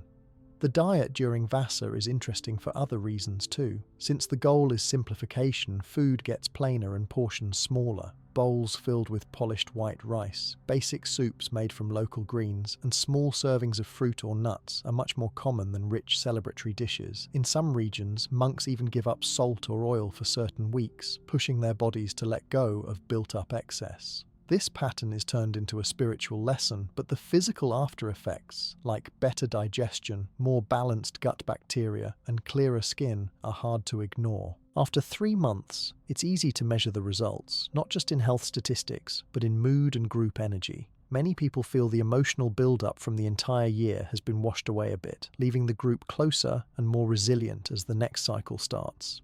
The closing festival, often called Kathina in countries like Thailand, is a time of big public offerings, colourful processions, and new robes for the monks. Monks and lay followers alike share their experiences, and for many, there's a burst of inspiration to keep healthier, lighter habits going for the rest of the year. It's worth noting that Vasa's power isn't just in its length or strict rules, but in the adjustment of everything else around food. Rest becomes as important as fasting. Long days of sitting meditation are broken by walking or chanting. Evenings are spent quietly, with less talk and more reflection. The entire social environment slows, becoming more mindful. For monks, this makes it easier to notice changes in body and mind as the weeks go by, and for lay people, it models a way to simplify life at home. Modern Buddhists who live in cities or outside traditional countries sometimes join Vasa spirit in creative ways. Maybe it's not possible to attend a 3-month temple retreat, but individuals or families will pick stricter precepts for summer or fall, eat simpler, or make fasts part of a weekly routine. Groups might organise 30-day or 45-day urban retreats, aligning with Vasa, and share progress together. Technology lets people check in virtually, keeping the spirit of group discipline going even when everyone's busy or spread out. Alongside the fast, Vasa is also a time for renewing commitment. Monks and dedicated lay practitioners spend these 3 months pushing deeper into meditation techniques, examining personal habits, studying sutras, and taking on extra acts of service like caring for the sick, offering shelter, or mentoring others new to the practice. The fasting becomes part of a wider reset for mind and body, anchored in the schedule, the group, and the intention to start again with clearer, lighter energy. Many of the immune effects of Vasa are subtle, only showing up after weeks rather than days. People who suffer from allergies often find they ease up. Stress-related headaches or digestive problems become rarer. Some chronic issues like skin outbreaks or insomnia improve. Monks often report a greater resilience to illness through the rainy months, a fact that local doctors have noticed for decades. Blood work taken before and after Vasa demonstrates a consistent pattern of lower chronic inflammation, more robust immune cell counts, and improved metabolic health across multiple Buddhist populations. There's a humility embodied in the Vasa retreat that stands out. The fasting and abstinence aren't about extremes, but about tuning the body and mind for what's most important. In daily life, people can get swept up by desire, distraction, and overindulgence almost without realizing it. 3 months of strict but mindful living creates a strong contrast, making it much easier to spot old habits and gradually replace them with new, healthier ones. Parents and teachers use Vasa as a chance to teach children self-discipline, not through harsh demands but by practicing together. They might talk about how monks stick to plain meals or turn down sweets, then find age-appropriate ways to join in at home. Children pick up the habit of gratitude at meals, patience when hungry, and appreciation for the collective effort, rather than focusing on willpower alone. One of the mechanisms that links Vasa and immune resetting is the regular timing. Unlike one-off fasts, this retreat gives the body, mind, and community a sustained break from excess. It's not just one big push, but weeks of new balance every year, making a real physical impact on immune system readiness, gut repair, and even mental health. When Vasa ends, people are often slower to return to old eating patterns. The body and mind carry a kind of memory of the retreat, leading to gentler transitions and longer-lasting benefits. Stories from those who've done Vasa many times tend to focus on how the retreat helps reset their sense of what's necessary. People say cravings that seemed overpowering before the rains began are manageable by the end. Sleep improves, skin clears up, and patience increases. Even seasoned monks say every Vasa has lessons of its own, uncovering new layers of habit, gratitude, and resilience. With every rainy season, Vasa continues to show the real-life benefits of combining long-term fasting and abstinence with mindful living and community support. The retreat is challenging and demanding, but it is designed to refresh the body and renew the spirit, creating a foundation for health that goes deeper than temporary fixes. For anyone inspired by Buddhist principles or just curious about more sustainable ways to support immunity, resilience, and personal balance, the enduring tradition of Vasa remains one of the most profound and effective methods around. The deep reset that comes with Vasa isn't the only example of how Buddhist fasting can stretch boundaries for mind and body. Another remarkable approach you'll find across different Buddhist traditions, especially in more advanced practice circles, is the method of water fasting combined with focused meditative detox. This style isn't for everyone and isn't required in any school, but it definitely has a special place among the more seasoned monks and nuns, as well as lay practitioners who are ready for a bigger challenge and want to experience a kind of purification that goes beyond the lighter cycles of partial fasting. Water fasting is pretty much exactly what it sounds like. You abstain from all foods and drinks except plain water. Some traditions allow herbal tea if the water is difficult to drink on its own, and there are a few variations depending on climate or individual needs, but at its strictest, you take in nothing but water for a set period. This can last as little as 24 hours, but there are advanced practitioners who might extend a water fast to 2, 3, or even up to 10 days. It's rare for anyone to go longer, and when they do, it usually happens under careful supervision by experienced monks and teachers in special retreat settings designed for safety and support. Before someone even begins a water fast, there is always a phase of preparation. You can't just jump into days without food if your body isn't ready. The week leading up to a water-only fast often includes gradually reducing food intake, cutting out heavy meals, spicy or greasy foods, and alcohol. Many people start with lighter plant-based meals and slowly increase their hydration. This gentle taper is essential because it reduces the shock to digestion and helps avoid severe withdrawal effects, making the first hours of the fast more bearable. For many, this preparation phase doubles as a mental warm-up, shifting attention from cravings and routines to a more focused awareness of what's coming. Once the water fast actually starts, the focus is on stillness and paying close attention to the body's signals. Advanced monks advise minimizing physical exertion and maximizing rest and meditation. Most who try this style of fasting will spend large parts of the day sitting or lying down, consciously observing breath, heartbeat, sensations like thirst or chills, and the waves of emotion or distraction that come as hunger builds and fades. There is always an emphasis on safety. If at any point someone feels dizzy, faint, or experiences abnormal discomfort, breaking the fast is encouraged and respected. The first 24 hours of a water fast are the easiest for most people, especially if they've built up to it with intermittent fasting or lighter food restrictions beforehand. During this time, the body burns through the remaining sugar in the bloodstream and starts chipping away at stored glycogen, mainly in the liver and muscles. This switch sometimes brings initial fatigue or a mild headache, but these effects are usually short-lived. Mental energy can dip, but many practitioners find that after that first hurdle, there's a surprising improvement in clarity and alertness. Heading into the second and third days, deeper physiological changes kick in. The body switches fully into ketosis, burning fat for the majority of its energy. For the immune system, what's interesting is how these changes signal the body to ramp up cellular cleanup. a process called autophagy. Cells that have been damaged or are no longer working well are broken down and recycled. This spring cleaning isn't unique to Buddhist fasting, but it's described in ancient texts as a kind of purification, and modern studies have shown it is real and beneficial for long-term health. Because the digestive system is almost completely inactive during water fasting, gut tissues have time to repair themselves. For people who struggle with persistent digestive inflammation, food sensitivities, or even mild autoimmune issues, this can be a transformative pause. The immune system, freed from daily exposure to food antigens, can focus on balancing itself and repairing damage.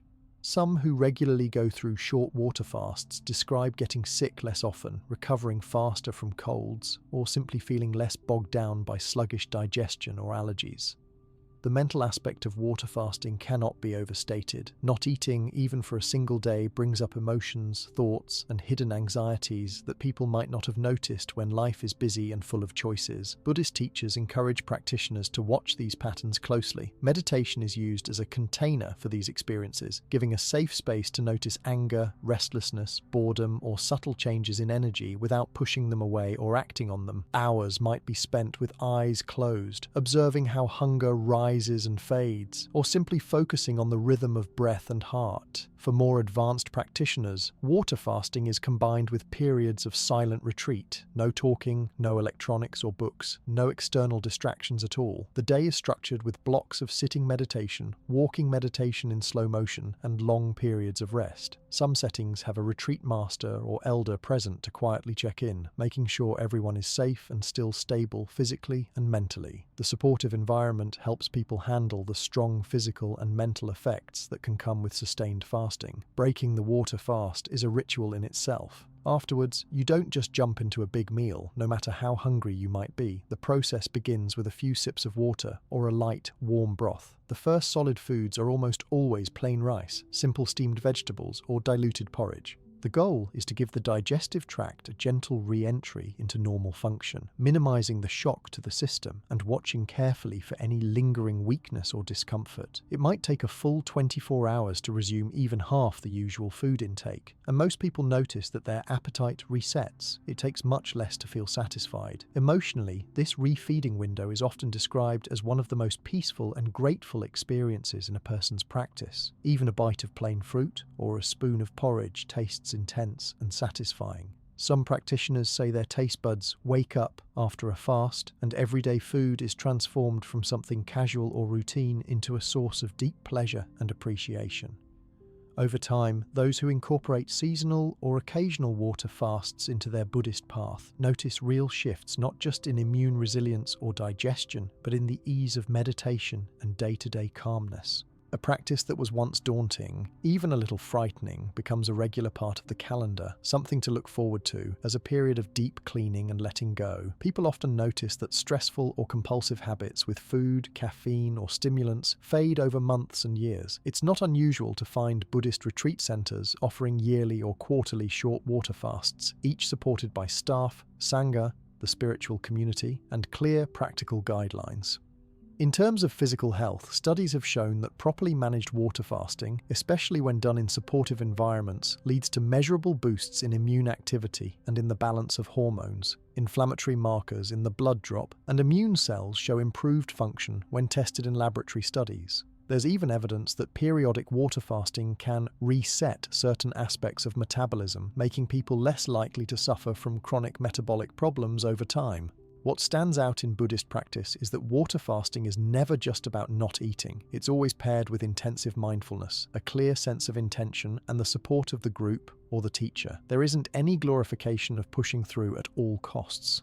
Instead, the message, in modern times just like it was centuries ago, is to go as far as serves the body and mind, and to stop when something no longer feels right. Physical safety is always the #1 priority. Even in monasteries or centers where water fasting is a regular option, monks are careful to adapt the duration and rules for the individual. Lay participants, the elderly, those with medical conditions, or anyone feeling uncertain may do shorter fasts, allow a small amount of juice, or take extra rest as needed. This approach helps prevent the most common side effects of fasting, like dehydration, dizziness, or dramatic mood swings. The environment matters too. Water fasts are typically undertaken in settings that encourage quiet, safety, and support. In the busy world outside monasteries, some people choose a weekend or a period of a few days when they can step back from responsibilities, limit social interaction, and clear their schedules. This is very different from challenge fasts found in popular culture, where the goal is to endure as much as possible or to see how far someone can push their willpower.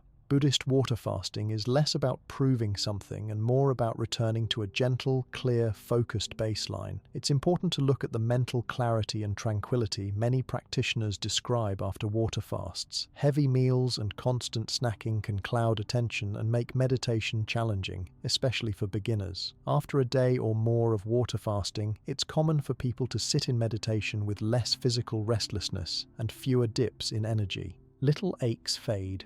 Thoughts become less scattered, and there's a sense of being in tune with the body's processes. This effect is why some monks choose to line up intensive meditation retreats with fasting periods, capitalizing on the natural quiet that arises in body and mind after digestion powers down. Many lay people are also surprised by the social and psychological aspects of Buddhist water fasting. Fasting is rarely undertaken completely alone. Even when someone decides to fast at home, they'll often let a teacher or trusted friend know about their plan, check in by message or call, and share the results afterwards. Within the monastic sangha, it's a group event, with several people following the same routine, sharing stories and encouraging each other to listen to their bodies if side effects crop up. Stories from advanced monks and committed lay practitioners bring out the depth of the water fasting experience. People sometimes talk about facing strong pangs of hunger, disturbing emotions, or even sharp memories as the days pass, but almost always mention a shift towards calm, forgiveness, and insight. They report feelings of resilience, a kind of trust in their body's ability to heal and adapt, as well as a stronger connection to the teachings that support the practice. These benefits grow over time as the link between physical discipline and mental clarity becomes more obvious through repeated experience. For beginners, or those just starting to explore water fasting, the advice is always to keep it slow, simple, and safe. Start with a single day, watch the response, and don't be afraid to end early if needed. If there's a history of medical issues, from diabetes to blood pressure instability, checking with a doctor or an experienced teacher first is a must. The non-competitive, flexible nature of Buddhist fasting is what helps make these practices sustainable across lifespans and through all kinds of health circumstances. For the broader community, Buddhist water fasting doesn't operate in isolation. Many temples combine fasting with service projects, collective prayer for the sick, or charity events. During communal fasts, monks and nuns may dedicate the merit or positive energy from their efforts to people facing illness or trouble. Supporters drop off water, broth, or flowers at the temple as a gesture of solidarity, reinforcing the idea that these fasts are for the benefit of all, not just individual discipline or health. Breaking a water fast can also be a powerful moment for group connection. In some retreat centers, the first shared meal after a fast is a celebration of sorts. Practitioners gather softly, often in silence, and begin with small amounts of warm, bland food, eaten mindfully and with gratitude. There's a shared sense of accomplishment, but also humility, the recognition that not eating is challenging and that support, patience, and kindness made the process possible. There's renewed attention nowadays on water fasting outside traditional Buddhist settings, with more research showing benefits for immunity, gut health, and even mental well-being. People from all backgrounds are curious about trying these practices. What Buddhist tradition offers is the reminder that intention, awareness, and self-care are what turn a simple period of not eating into a healthy, positive reset, instead of a dangerous or stressful ordeal.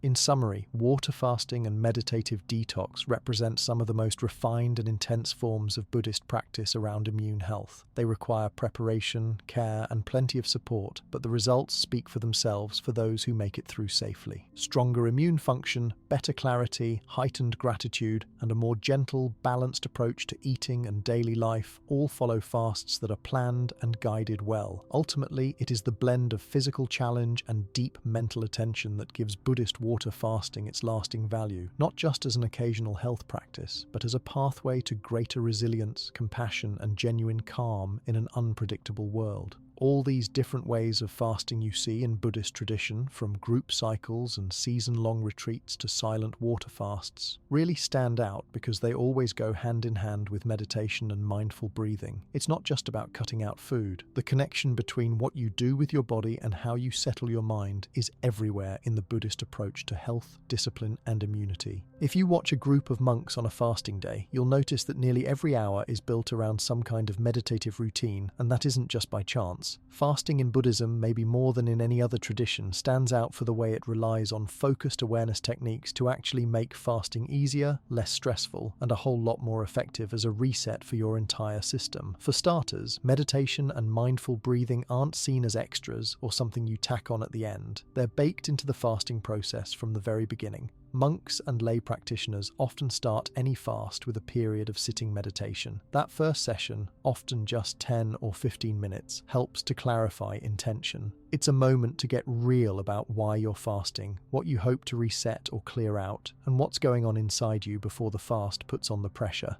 This preparation is practical because studies show that when people set clear intentions before skipping meals, their experience is smoother and their bodies react with less stress. As fasting begins, the first wave most people notice is hunger. This is where meditative practice really shows its value. Instead of reaching for a snack, practitioners are encouraged to pause and focus on their breath. In these moments, attention is gently shifted from the physical sensation of hunger to the feeling of air moving in and out of the nose, or the rising and falling of the belly. This isn't about denying hunger, but rather about really meeting the feeling as it is, watching it, describing it, and noticing its intensity change. In less meditative settings, hunger can quickly turn into anxiety or frustration. When combined with mindfulness, the craving usually becomes less gripping, and people get a chance to respond calmly rather than react impulsively. Buddhist meditation during fasting isn't just sitting still and breathing. It often weaves in specific techniques that help calm the nervous system and build body awareness. One of the most popular is called breath counting. Practitioners take slow, controlled breaths and count to 4 or 5 on the inhale, then match it on the exhale. This equal breathing signals the brain and body to downshift, lowering the background buzz of stress hormones like cortisol and adrenaline. As the body settles, digestion slows naturally and hunger pangs soften. There's a feeling of being grounded. Studies have actually measured this effect. People who breathe slowly and mindfully during fasting have steadier blood sugar, lower heart rates, and less mental agitation.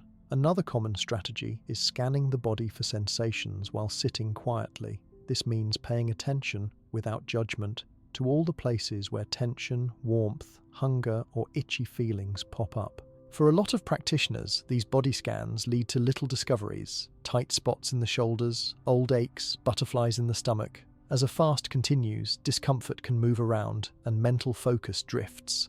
Scanning brings the mind back from distractions about food or worries about the time. On an immune level, this is useful because stress, especially when it builds up unnoticed in the muscles or the gut, can weaken immune response and make the fasting experience feel unnecessarily hard. Group fasting often switches back and forth between silent meditation, chanting, and slow walking. Each activity reinforces the mindful state, but they break up the physical monotony and help circulation. During walking meditation, attention is shifted to each step, feeling the sole hit the floor, the shift of weight, even the warmth or coolness in the legs. This activity is gentle enough to be safe even on no-food days, and adds a bit of movement to keep the body relaxed, not rigid. One reason Buddhist fasting is able to go deeper than just a physical reset is the way meditation handles the mental discomfort that comes with any major dietary shift. Emotions can flare up during a fast: irritability, boredom, even sadness or waves of nostalgia connected to food memories. When these emotions come up, monastic teachers guide practitioners to notice them using techniques borrowed from mindfulness meditation. This could mean labeling a feeling as anger or worry, then letting it be and returning focus to the breath. Over time, emotions lose their punch and pass more quickly. Hunger or craving feels less like an emergency and more like a passing visitor. Mindful breathing isn't just for strong sensations either. Buddhist fasting rituals often use simple breathing as a background for all daily activities, not just for meditation periods. washing up, walking to the prayer hall, even lying down to rest, all are seen as opportunities to reset attention and come back to calm, slow breaths. This routine brings consistency, making it easier to stick to the fast and reducing the likelihood of caving into cravings or getting overwhelmed by the difficulty of the practice. The practical health benefits of meditation and mindful breathing during fasting are increasingly easy to measure. Stress, when left to itself, dampens the immune system's most efficient functions. Stress hormones like cortisol can linger at high levels during tough fasts, especially in people who aren't prepared or aren't supported by regular mindfulness. High cortisol suppresses immune cell activity, slows healing, and can leave a person more prone to getting sick after a fast. In Buddhist communities, the constant use of breathwork and meditation during fasts keeps stress markers much lower. Blood sugar stays steadier, heart rates don't spike, and people generally feel less anxious, more relaxed, and more capable of handling tough hours without food. Meditation routines are also used to guard against pushing too far or burning out. Monks teach that, during any fast, it's important to take regular breaks, check in with the body, and honestly assess whether to continue, pause, or change course. These check-ins are mini-meditations, sometimes as brief as 1 or 2 breaths, sometimes a longer sit at midday or in the evening. Practitioners ask themselves, what's my energy? Am I lightheaded? Is there pain or just discomfort? These honest pauses help catch minor issues before they become bigger problems and make the whole experience safer and more personalized.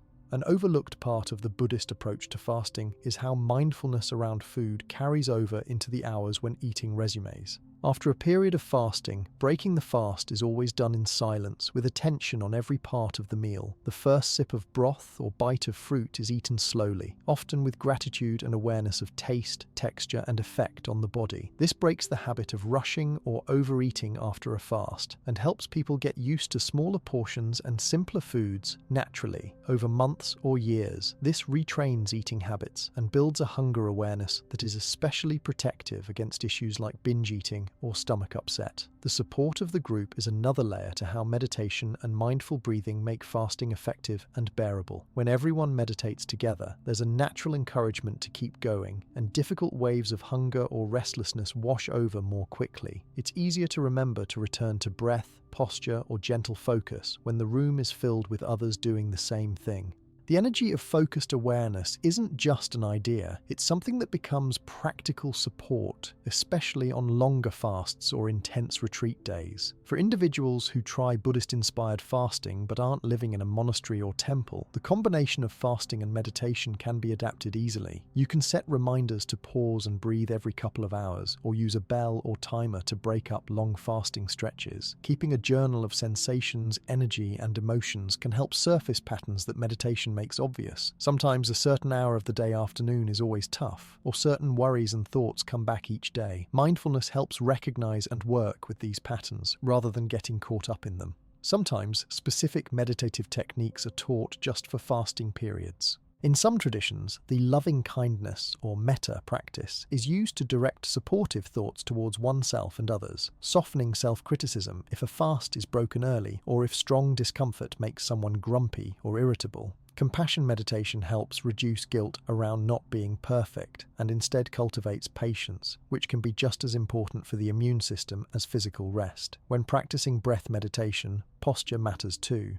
Sitting in a position that supports open lungs, back straight, shoulders relaxed, jaw loose, allows deeper, slower breaths. This isn't just for show. Deeper, slower breathing during fasting helps keep oxygen high in the body, which supports cellular functions and healing. Some Buddhist meditation teachers encourage hourly posture resets. Stand up, stretch gently, shake out arms and legs, then return to sitting. This keeps circulation flowing and makes it easier to re-engage with the fast rather than getting stuck in aches or pains. It's not only practitioners who notice these benefits. Studies in recent years have compared immune function between people who fast with mindfulness versus people who just fast on their own without any meditation or breath training. The mindful group shows a stronger, more balanced immune response, fewer colds, better sleep, and quicker recovery from minor illnesses. Medical researchers think this has to do with the way mindful breathing lowers background inflammation and keeps immune signals regular, but it also has psychological effects: less anxiety, less rumination, less fatigue.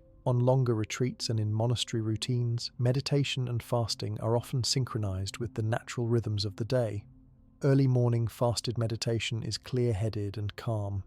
By midday, when hunger starts to spike, practices shift to include more movement or chanting, which help distract from discomfort and keep the mood uplifted. Evenings after fasting are calmer, with silent reflection or quiet group conversation to process and refocus. This cycle gives practical support. It's easier to fast when every part of the day has a structure for how to meet discomfort and what to focus on next.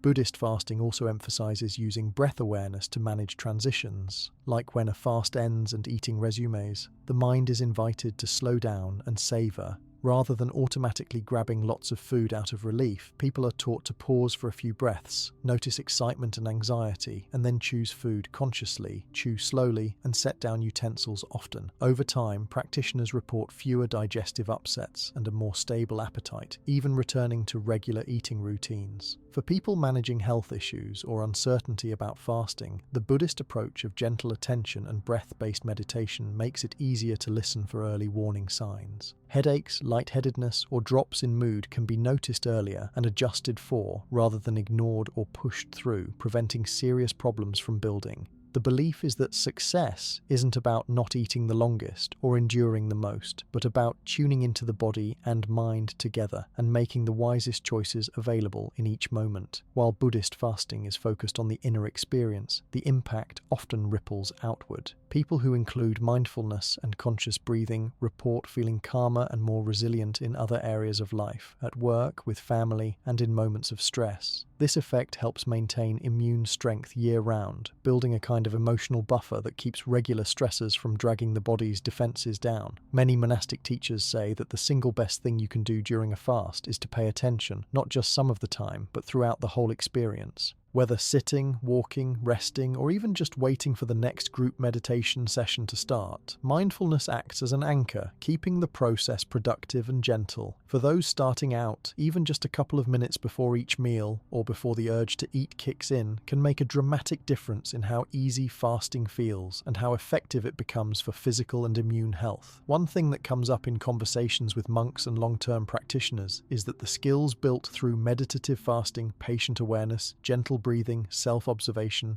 don't go away when the fast ends. They become tools for daily life, making other stresses easier to manage and building a sense of confidence that you can handle discomfort, hunger, emotion, or fatigue as they arise. This is not just useful for overall well-being, but directly feeds back into immune resilience, allowing the body to run on a healthier baseline, even when life gets busy or unpredictable. Finally, there's a practicality to the way Buddhist fasting integrates meditation and mindful breathing. The approach is accessible. As long as you can breathe, you can practice. You don't need special tools or perfect quiet. Periodic reminders to check posture, relax the jaw, soften the gaze, and let the breath settle, bring your body out of tension, support digestion and repair, and keep energy from getting stuck in negative loops. Every part of Buddhist fasting is structured for simplicity and self-care, as well as physical and immune benefit. In short, what stands out is not just the act of not eating or the discipline involved, but the way each fasting experience is transformed by regular, conscious, open attention to breath, movement, and sensation. These practices keep fasting from becoming just another struggle or hardship.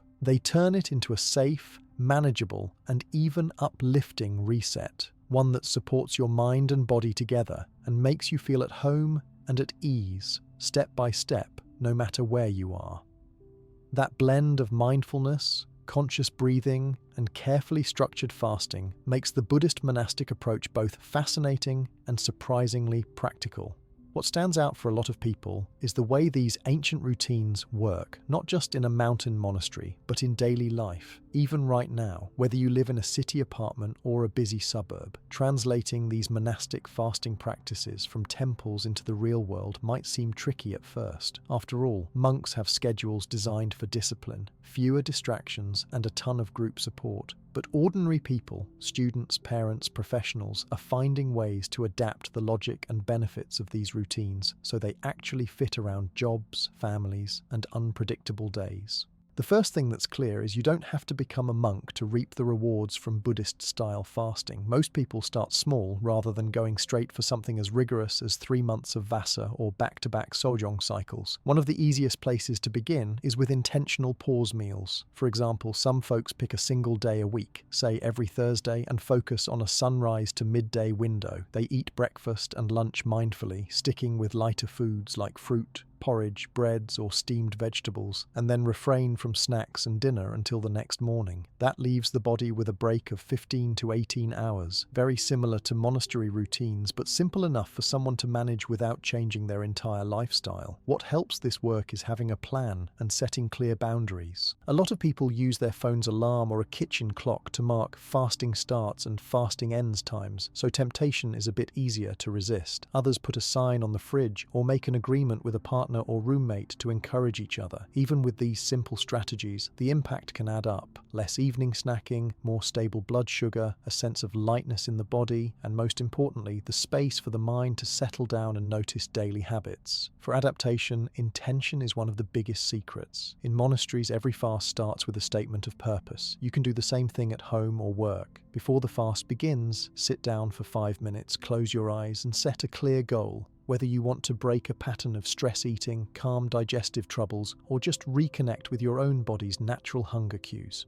Writing this down on a notepad or saying it quietly before your first meal helps stick to the intention and ride out the rougher hours of hunger. That brings in another bit of monastic wisdom. Fasting is not all or nothing. A modern lifestyle doesn't always allow for skipping every dinner, and life emergencies can pop up. Adaptation means flexibility.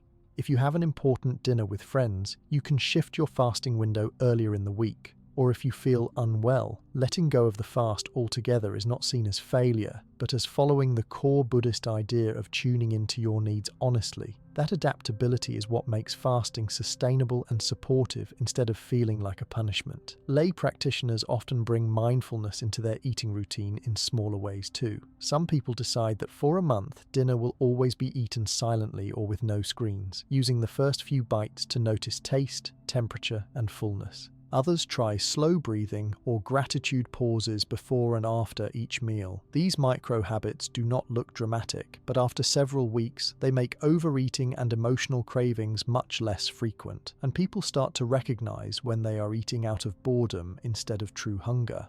Another translation from monastery life is in the area of community and accountability. Monks rely on each other and on their lay supporters for structure, encouragement, and feedback. In daily life, anyone can do something similar by finding a fasting buddy, maybe a family member, friend, or even an online group. Regular check-ins, short texts, or quick calls make it easier to stick to intentions and restart after any setbacks. Over time, people discover that they're more likely to keep up new routines if they feel part of something bigger, even if it's just 2 or 3 people chatting about how a weekly fast went. Group events can take the spirit of monastic Sojong or Vassa right into towns and cities. These could look like monthly potlucks built around simple vegetarian fare, followed by a group agreement to fast until the next morning. Or perhaps offices organise mindful lunch breaks, where co-workers agree to eat quietly and then take a walk together, skipping snacks for the rest of the day. Local temples sometimes offer short fasting and meditation workshops, or invite interested community members to join monks for morning meals and teachings.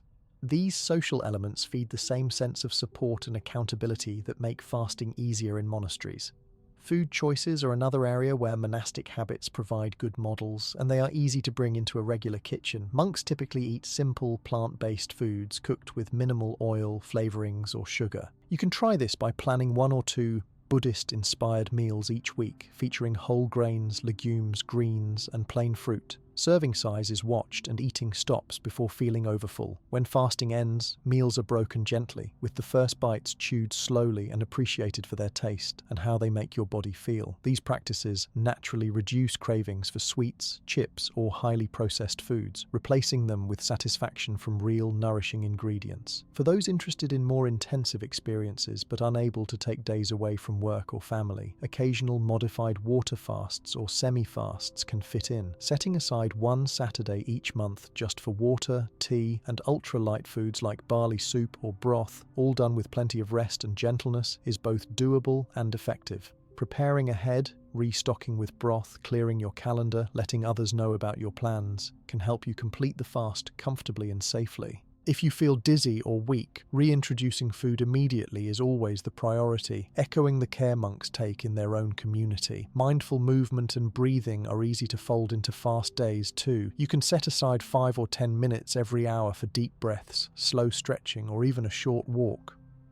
Modern Buddhists often use short guided meditations, breathing apps, or silence timers as reminders, building little pockets of calm to make hunger less sharp and the day feel intentional rather than rushed. These tiny breaks help the immune system by lowering stress, which is especially important during fasting-induced stress. Managing hunger and cravings outside a monastery can be the biggest challenge, since snacks and temptation are everywhere in the modern world. Buddhist-inspired routines give you strategies. When a craving hits, pause for 5 deep breaths, drink a glass of water slowly, or walk around the block. Label the urge and let it pass before acting. These habits take practice but work reliably with repetition, letting you get through those weak spots in the fast and see that hunger really does come and go. Planning family involvement is another area where Buddhist fasting works well in modern life. Kids might not participate in fasting at all, but they can join in simple, screen-free meals, shared fruit or vegetable prep, or group gratitude before dinner.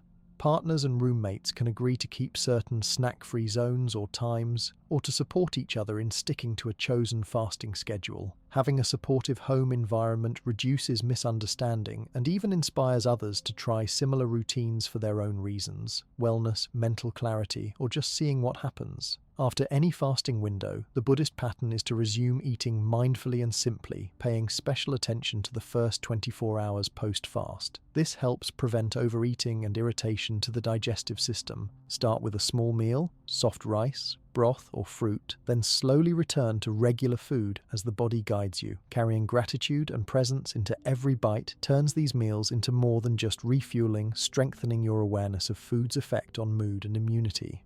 Adapting Buddhist fasting can bring about another unexpected perk in modern times. It helps you pause from constant busyness and rethink your relationship to digital devices and entertainment. Many practitioners set media fasts alongside food fasts, turning off phones, skipping social media, or swapping out screen time for a silent walk or meditation sit. Even half a day of reduced digital distraction can boost mood, help you sleep better, and make your relationship with food clearer and more peaceful. Modern research supports what Buddhist fasting communities have long noticed. Making these routines part of your normal life raises energy, lowers sick days, and builds emotional steadiness. By making fasting and mindfulness a rhythm rather than a harsh exception, immune health naturally becomes more stable, cravings drop, and body awareness goes way up. That reduces anxiety around food, makes dietary changes easier, and converts discipline into something you actually want to keep coming back to, instead of just forcing or dreading. There's also a sense of tradition and meaning that comes with Buddhist-style fasting, even for those who aren't religious. By repeating familiar routines, starting with intention, fasting in community, or in silence, breaking the fast slowly, you link back to centuries of wisdom and shared experience. For many, this gives motivation and a sense of belonging that goes beyond calories or weight loss, providing a soft framework for tackling other habits or challenges down the road. It's important to stress that Buddhist fasting isn't about chasing big wins or dramatic change all at once. The long-term effects grow out of small steps, skipping just one meal each week while being mindful, pausing before every snack to check in with how hungry you actually are, or using breath as a reset when cravings threaten to take control. Over time, these micro-habits add up to real change, and the gentle, accepting attitude towards setbacks, just as in monasteries, makes it easier to try again, learn, and find what genuinely helps. Being realistic about life outside a monastic setting is also important. Not every week will work out perfectly. Holidays, travel, and family plans will lead to breaking the fast schedule, and that's totally normal. Buddhist-inspired fasting is forgiving. You just pick up where you left off, adjust as needed, and move forward. This flexibility relieves pressure, making it more of a supportive tool than a burden or source of guilt. There's growing support for these practices in digital wellness spaces and apps too. You can find guided Buddhist meditations for fasting, digital trackers for intermittent monastic fasting, and community groups on social media sharing tips, successes, and challenges. This technological layer makes it easier for city dwellers, shift workers, and busy parents to join in, finding the structure and support previously found mainly in temples. Regular adaptation translates into better awareness of how food affects your body and mind week by week. Many people find they experience fewer colds, better digestion, less stress eating, and more stable moods. Others notice changes in their relationships, being less reactive, more supportive, or simply more present during meals and conversations. These group effects resemble the way monastery life influences not just individuals but whole communities around the temple. People who stick with these routines also report that their sense of gratitude deepens. Going a few hours or a day without food, even just once a week, makes the next meal seem more special and brings back a sense of appreciation for simple, nourishing ingredients. That gratitude is another piece of the immunity puzzle, since positive emotions support immune health and lower background stress. With time, many people are able to extend their fasting windows, join longer group fasts, or explore deeper routines like meditation retreats or annual Buddhist health resets.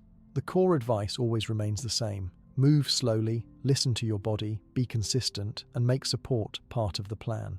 Even after years of practice, the simplest routines, eating mindfully, fasting once a week, pausing for breath, remain the most sustainable and rewarding. When everything comes together, intentional fasting, structured yet flexible schedule, mindful movement, community support, and gratitude, the result is a lifestyle that's both simpler and more resilient. You see fewer extreme ups and downs, more enjoyment in daily meals, and a body that stays healthier without drama. In the end, integrating Buddhist fasting isn't about following someone else's rules perfectly, but about using ancient wisdom to fine-tune your own habits, improve your immune resilience, and live a little lighter with every passing week. When you look at how Buddhist fasting gets woven into real life, it's kind of amazing how naturally the spiritual and scientific sides come together around immune health. A lot of people used to think fasting was all about religious devotion, or maybe just an old discipline for monks, but now we see this is only half the picture. The idea that skipping meals with intention could do something good for your immune system, and for your mind as well, is not just spiritual tradition anymore. It's something researchers are actually measuring and people everywhere are now testing out in their own lives.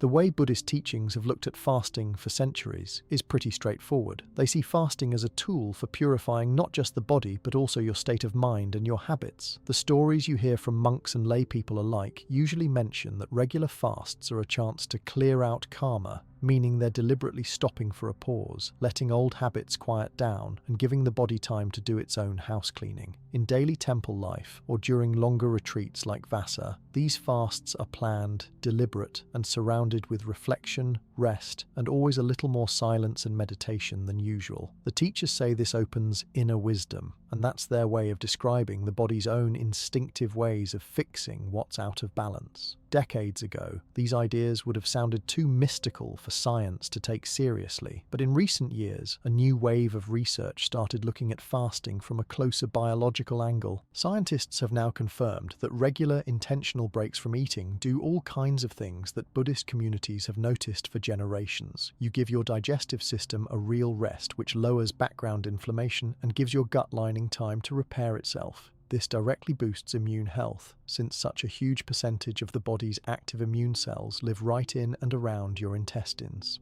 After 24 hours without food, or even when you set longer windows between meals, your body starts a special process called autophagy. That means cells start cleaning up debris, recycling what they don't need, and getting rid of older dysfunctional cells that could otherwise cause trouble down the line. If you look at how monks in Thailand or Tibet organize their meals, done early in the day, simple foods, nothing but water or tea afternoon, it's not just about control or depriving themselves.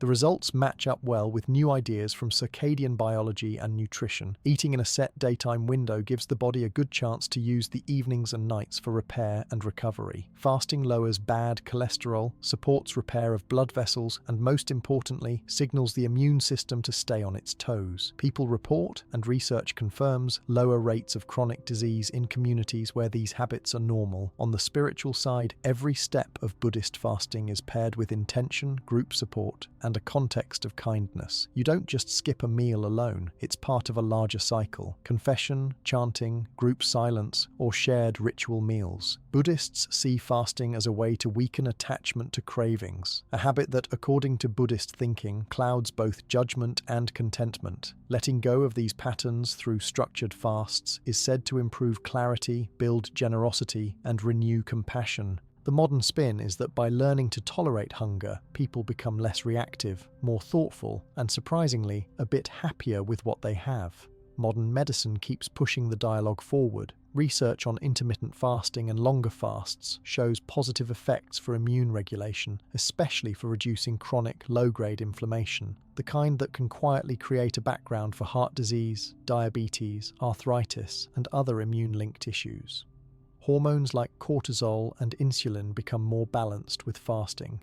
This steadier backbone keeps the security system of your body, the immune response, sharp and focused without swinging into overdrive or exhausting itself on minor threats. Something interesting happens when stress and fasting combine. Buddhist rituals always warn not to overdo things, and now research shows that too much fasting, or the wrong kind at the wrong time, can stress the system and actually weaken defenses. The wisdom in Buddhist group fasting is about moderation and rhythm, not extremes. Monks, for example, are always told to skip the fast if they're unwell and adapt or adjust as needed. Lay practitioners are reminded to listen to their bodies, to rest, and to prioritize compassion over a rigid schedule. This is exactly what many doctors today advise. Fasting is best seen as a supportive cycle, not all or nothing, and is safest when paired with self-monitoring and group support. Beyond the physical side, science is now realizing how closely immunity is tied to emotions and mental state. The field called psychoneuroimmunology has shown that mental stress, anxiety, and chronic worry lower immune resilience. Regular mindfulness, meditation, and slow breathing, all built into Buddhist fasting routines, do more for immunity than just make fasting easier. They help balance the feedback between the brain, the body, and the immune system.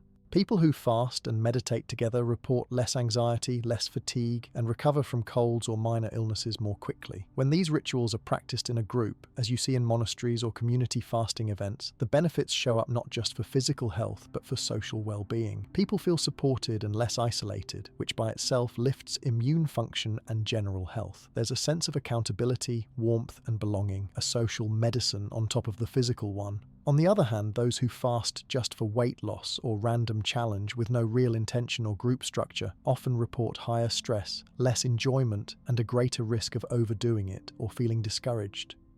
Buddhist traditions seem to have stumbled onto a blueprint that matches pretty closely with what science now says is best. Structure your fasts, keep the rituals, stay moderate, focus on intention, and make it a supported event, not just a private willpower contest. A lot of what brings this all together is the appreciation that both science and spirituality recognize the power of cycles and recovery.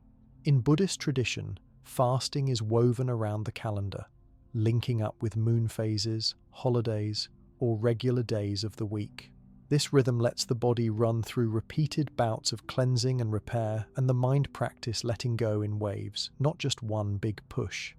Modern studies show that these cycles give greater benefit than occasional crash diets or one-off fasts. Another thing that the Buddhist approach gets right is paying careful attention to breaking the fast. In temple life, ending a fast is almost as structured as starting one. People avoid overeating, go slow with plain, simple foods, and maintain silence or mindfulness for a little while longer. Science says this is key. The body is more sensitive after a fast, the pancreas and gut are reset, and the immune system is finely tuned. Going slow helps lock in the benefits, stops inflammation, and reduces the up and down swings that can come from wild changes in blood sugar. Community is another shared value. Both the spiritual teachings and the research point to the same thing. Support, belonging, and group initiatives make fasting more effective. The sense of unity binds the group, strengthens willpower, and reduces the urge to quit or cheat. Buddhist fasting rituals always include group confessions, shared vows, or a time to express support for others in in the same process, building trust and encouragement that lasts long after the fast ends. It's not just the big group moments that matter though.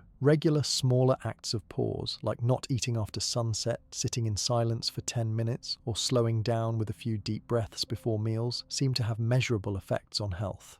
The science is now catching up, showing that even short periods of fasting plus mindfulness stabilize mood and strengthen immunity. These micro habits, repeated again and again, form a baseline for better resilience, steadier mood, and lower day-to-day stress. As you see more people looking for sustainable health routines that don't require a ton of equipment, money, or exotic ingredients, Buddhist fasting rituals have been quietly drawing attention. They offer a way to reset without drama, listen to your own rhythms, and build habits slowly. You find more clinics, nutritionists, and fitness instructors telling people to try intermittent fasting or to stop eating a couple hours earlier every night. And it's not hard to trace these ideas back to the tried and true Buddhist schedules. For skeptics, or just those who have never tried it, the blend of Buddhist tradition and modern science makes fasting less about going without and more about harnessing rest and recovery. It's clear, though, from both lived experience in Buddhist monasteries and the latest medical evidence, that adding intention, mindfulness, breathing, and community to the mix turns fasting from a chore or quick fix into a real lifestyle upgrade.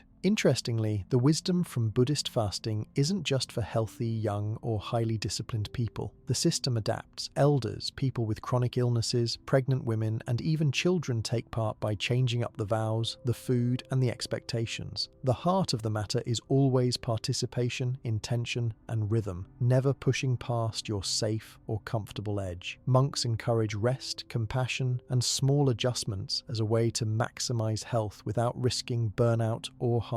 This lines up well with advice from public health authorities and medical experts who warn about extremes and champion moderate, steady routines. What's also hard to ignore is the effect on emotional and relational health. Regular fasting, especially in a spiritual or mindful context, lowers reactive moods, helps people process emotions better, and brings a repeated chance to talk or reflect about what matters. In families, this can translate to less arguing around meals, more gratitude, and even a little more peace at home. In workplaces adopting these routines for wellness programs, you see better attendance, improved focus, and reported decreases in sick days. The immune system runs more smoothly when people feel calm, connected, and clear-minded. There are, of course, outliers, people who shouldn't fast for medical reasons or who find the discipline mentally stressful. The Buddhist approach is deeply practical here. Fasting is never an end in itself or a demand. It's a helpful practice as long as it works for the body and mind of the person doing it.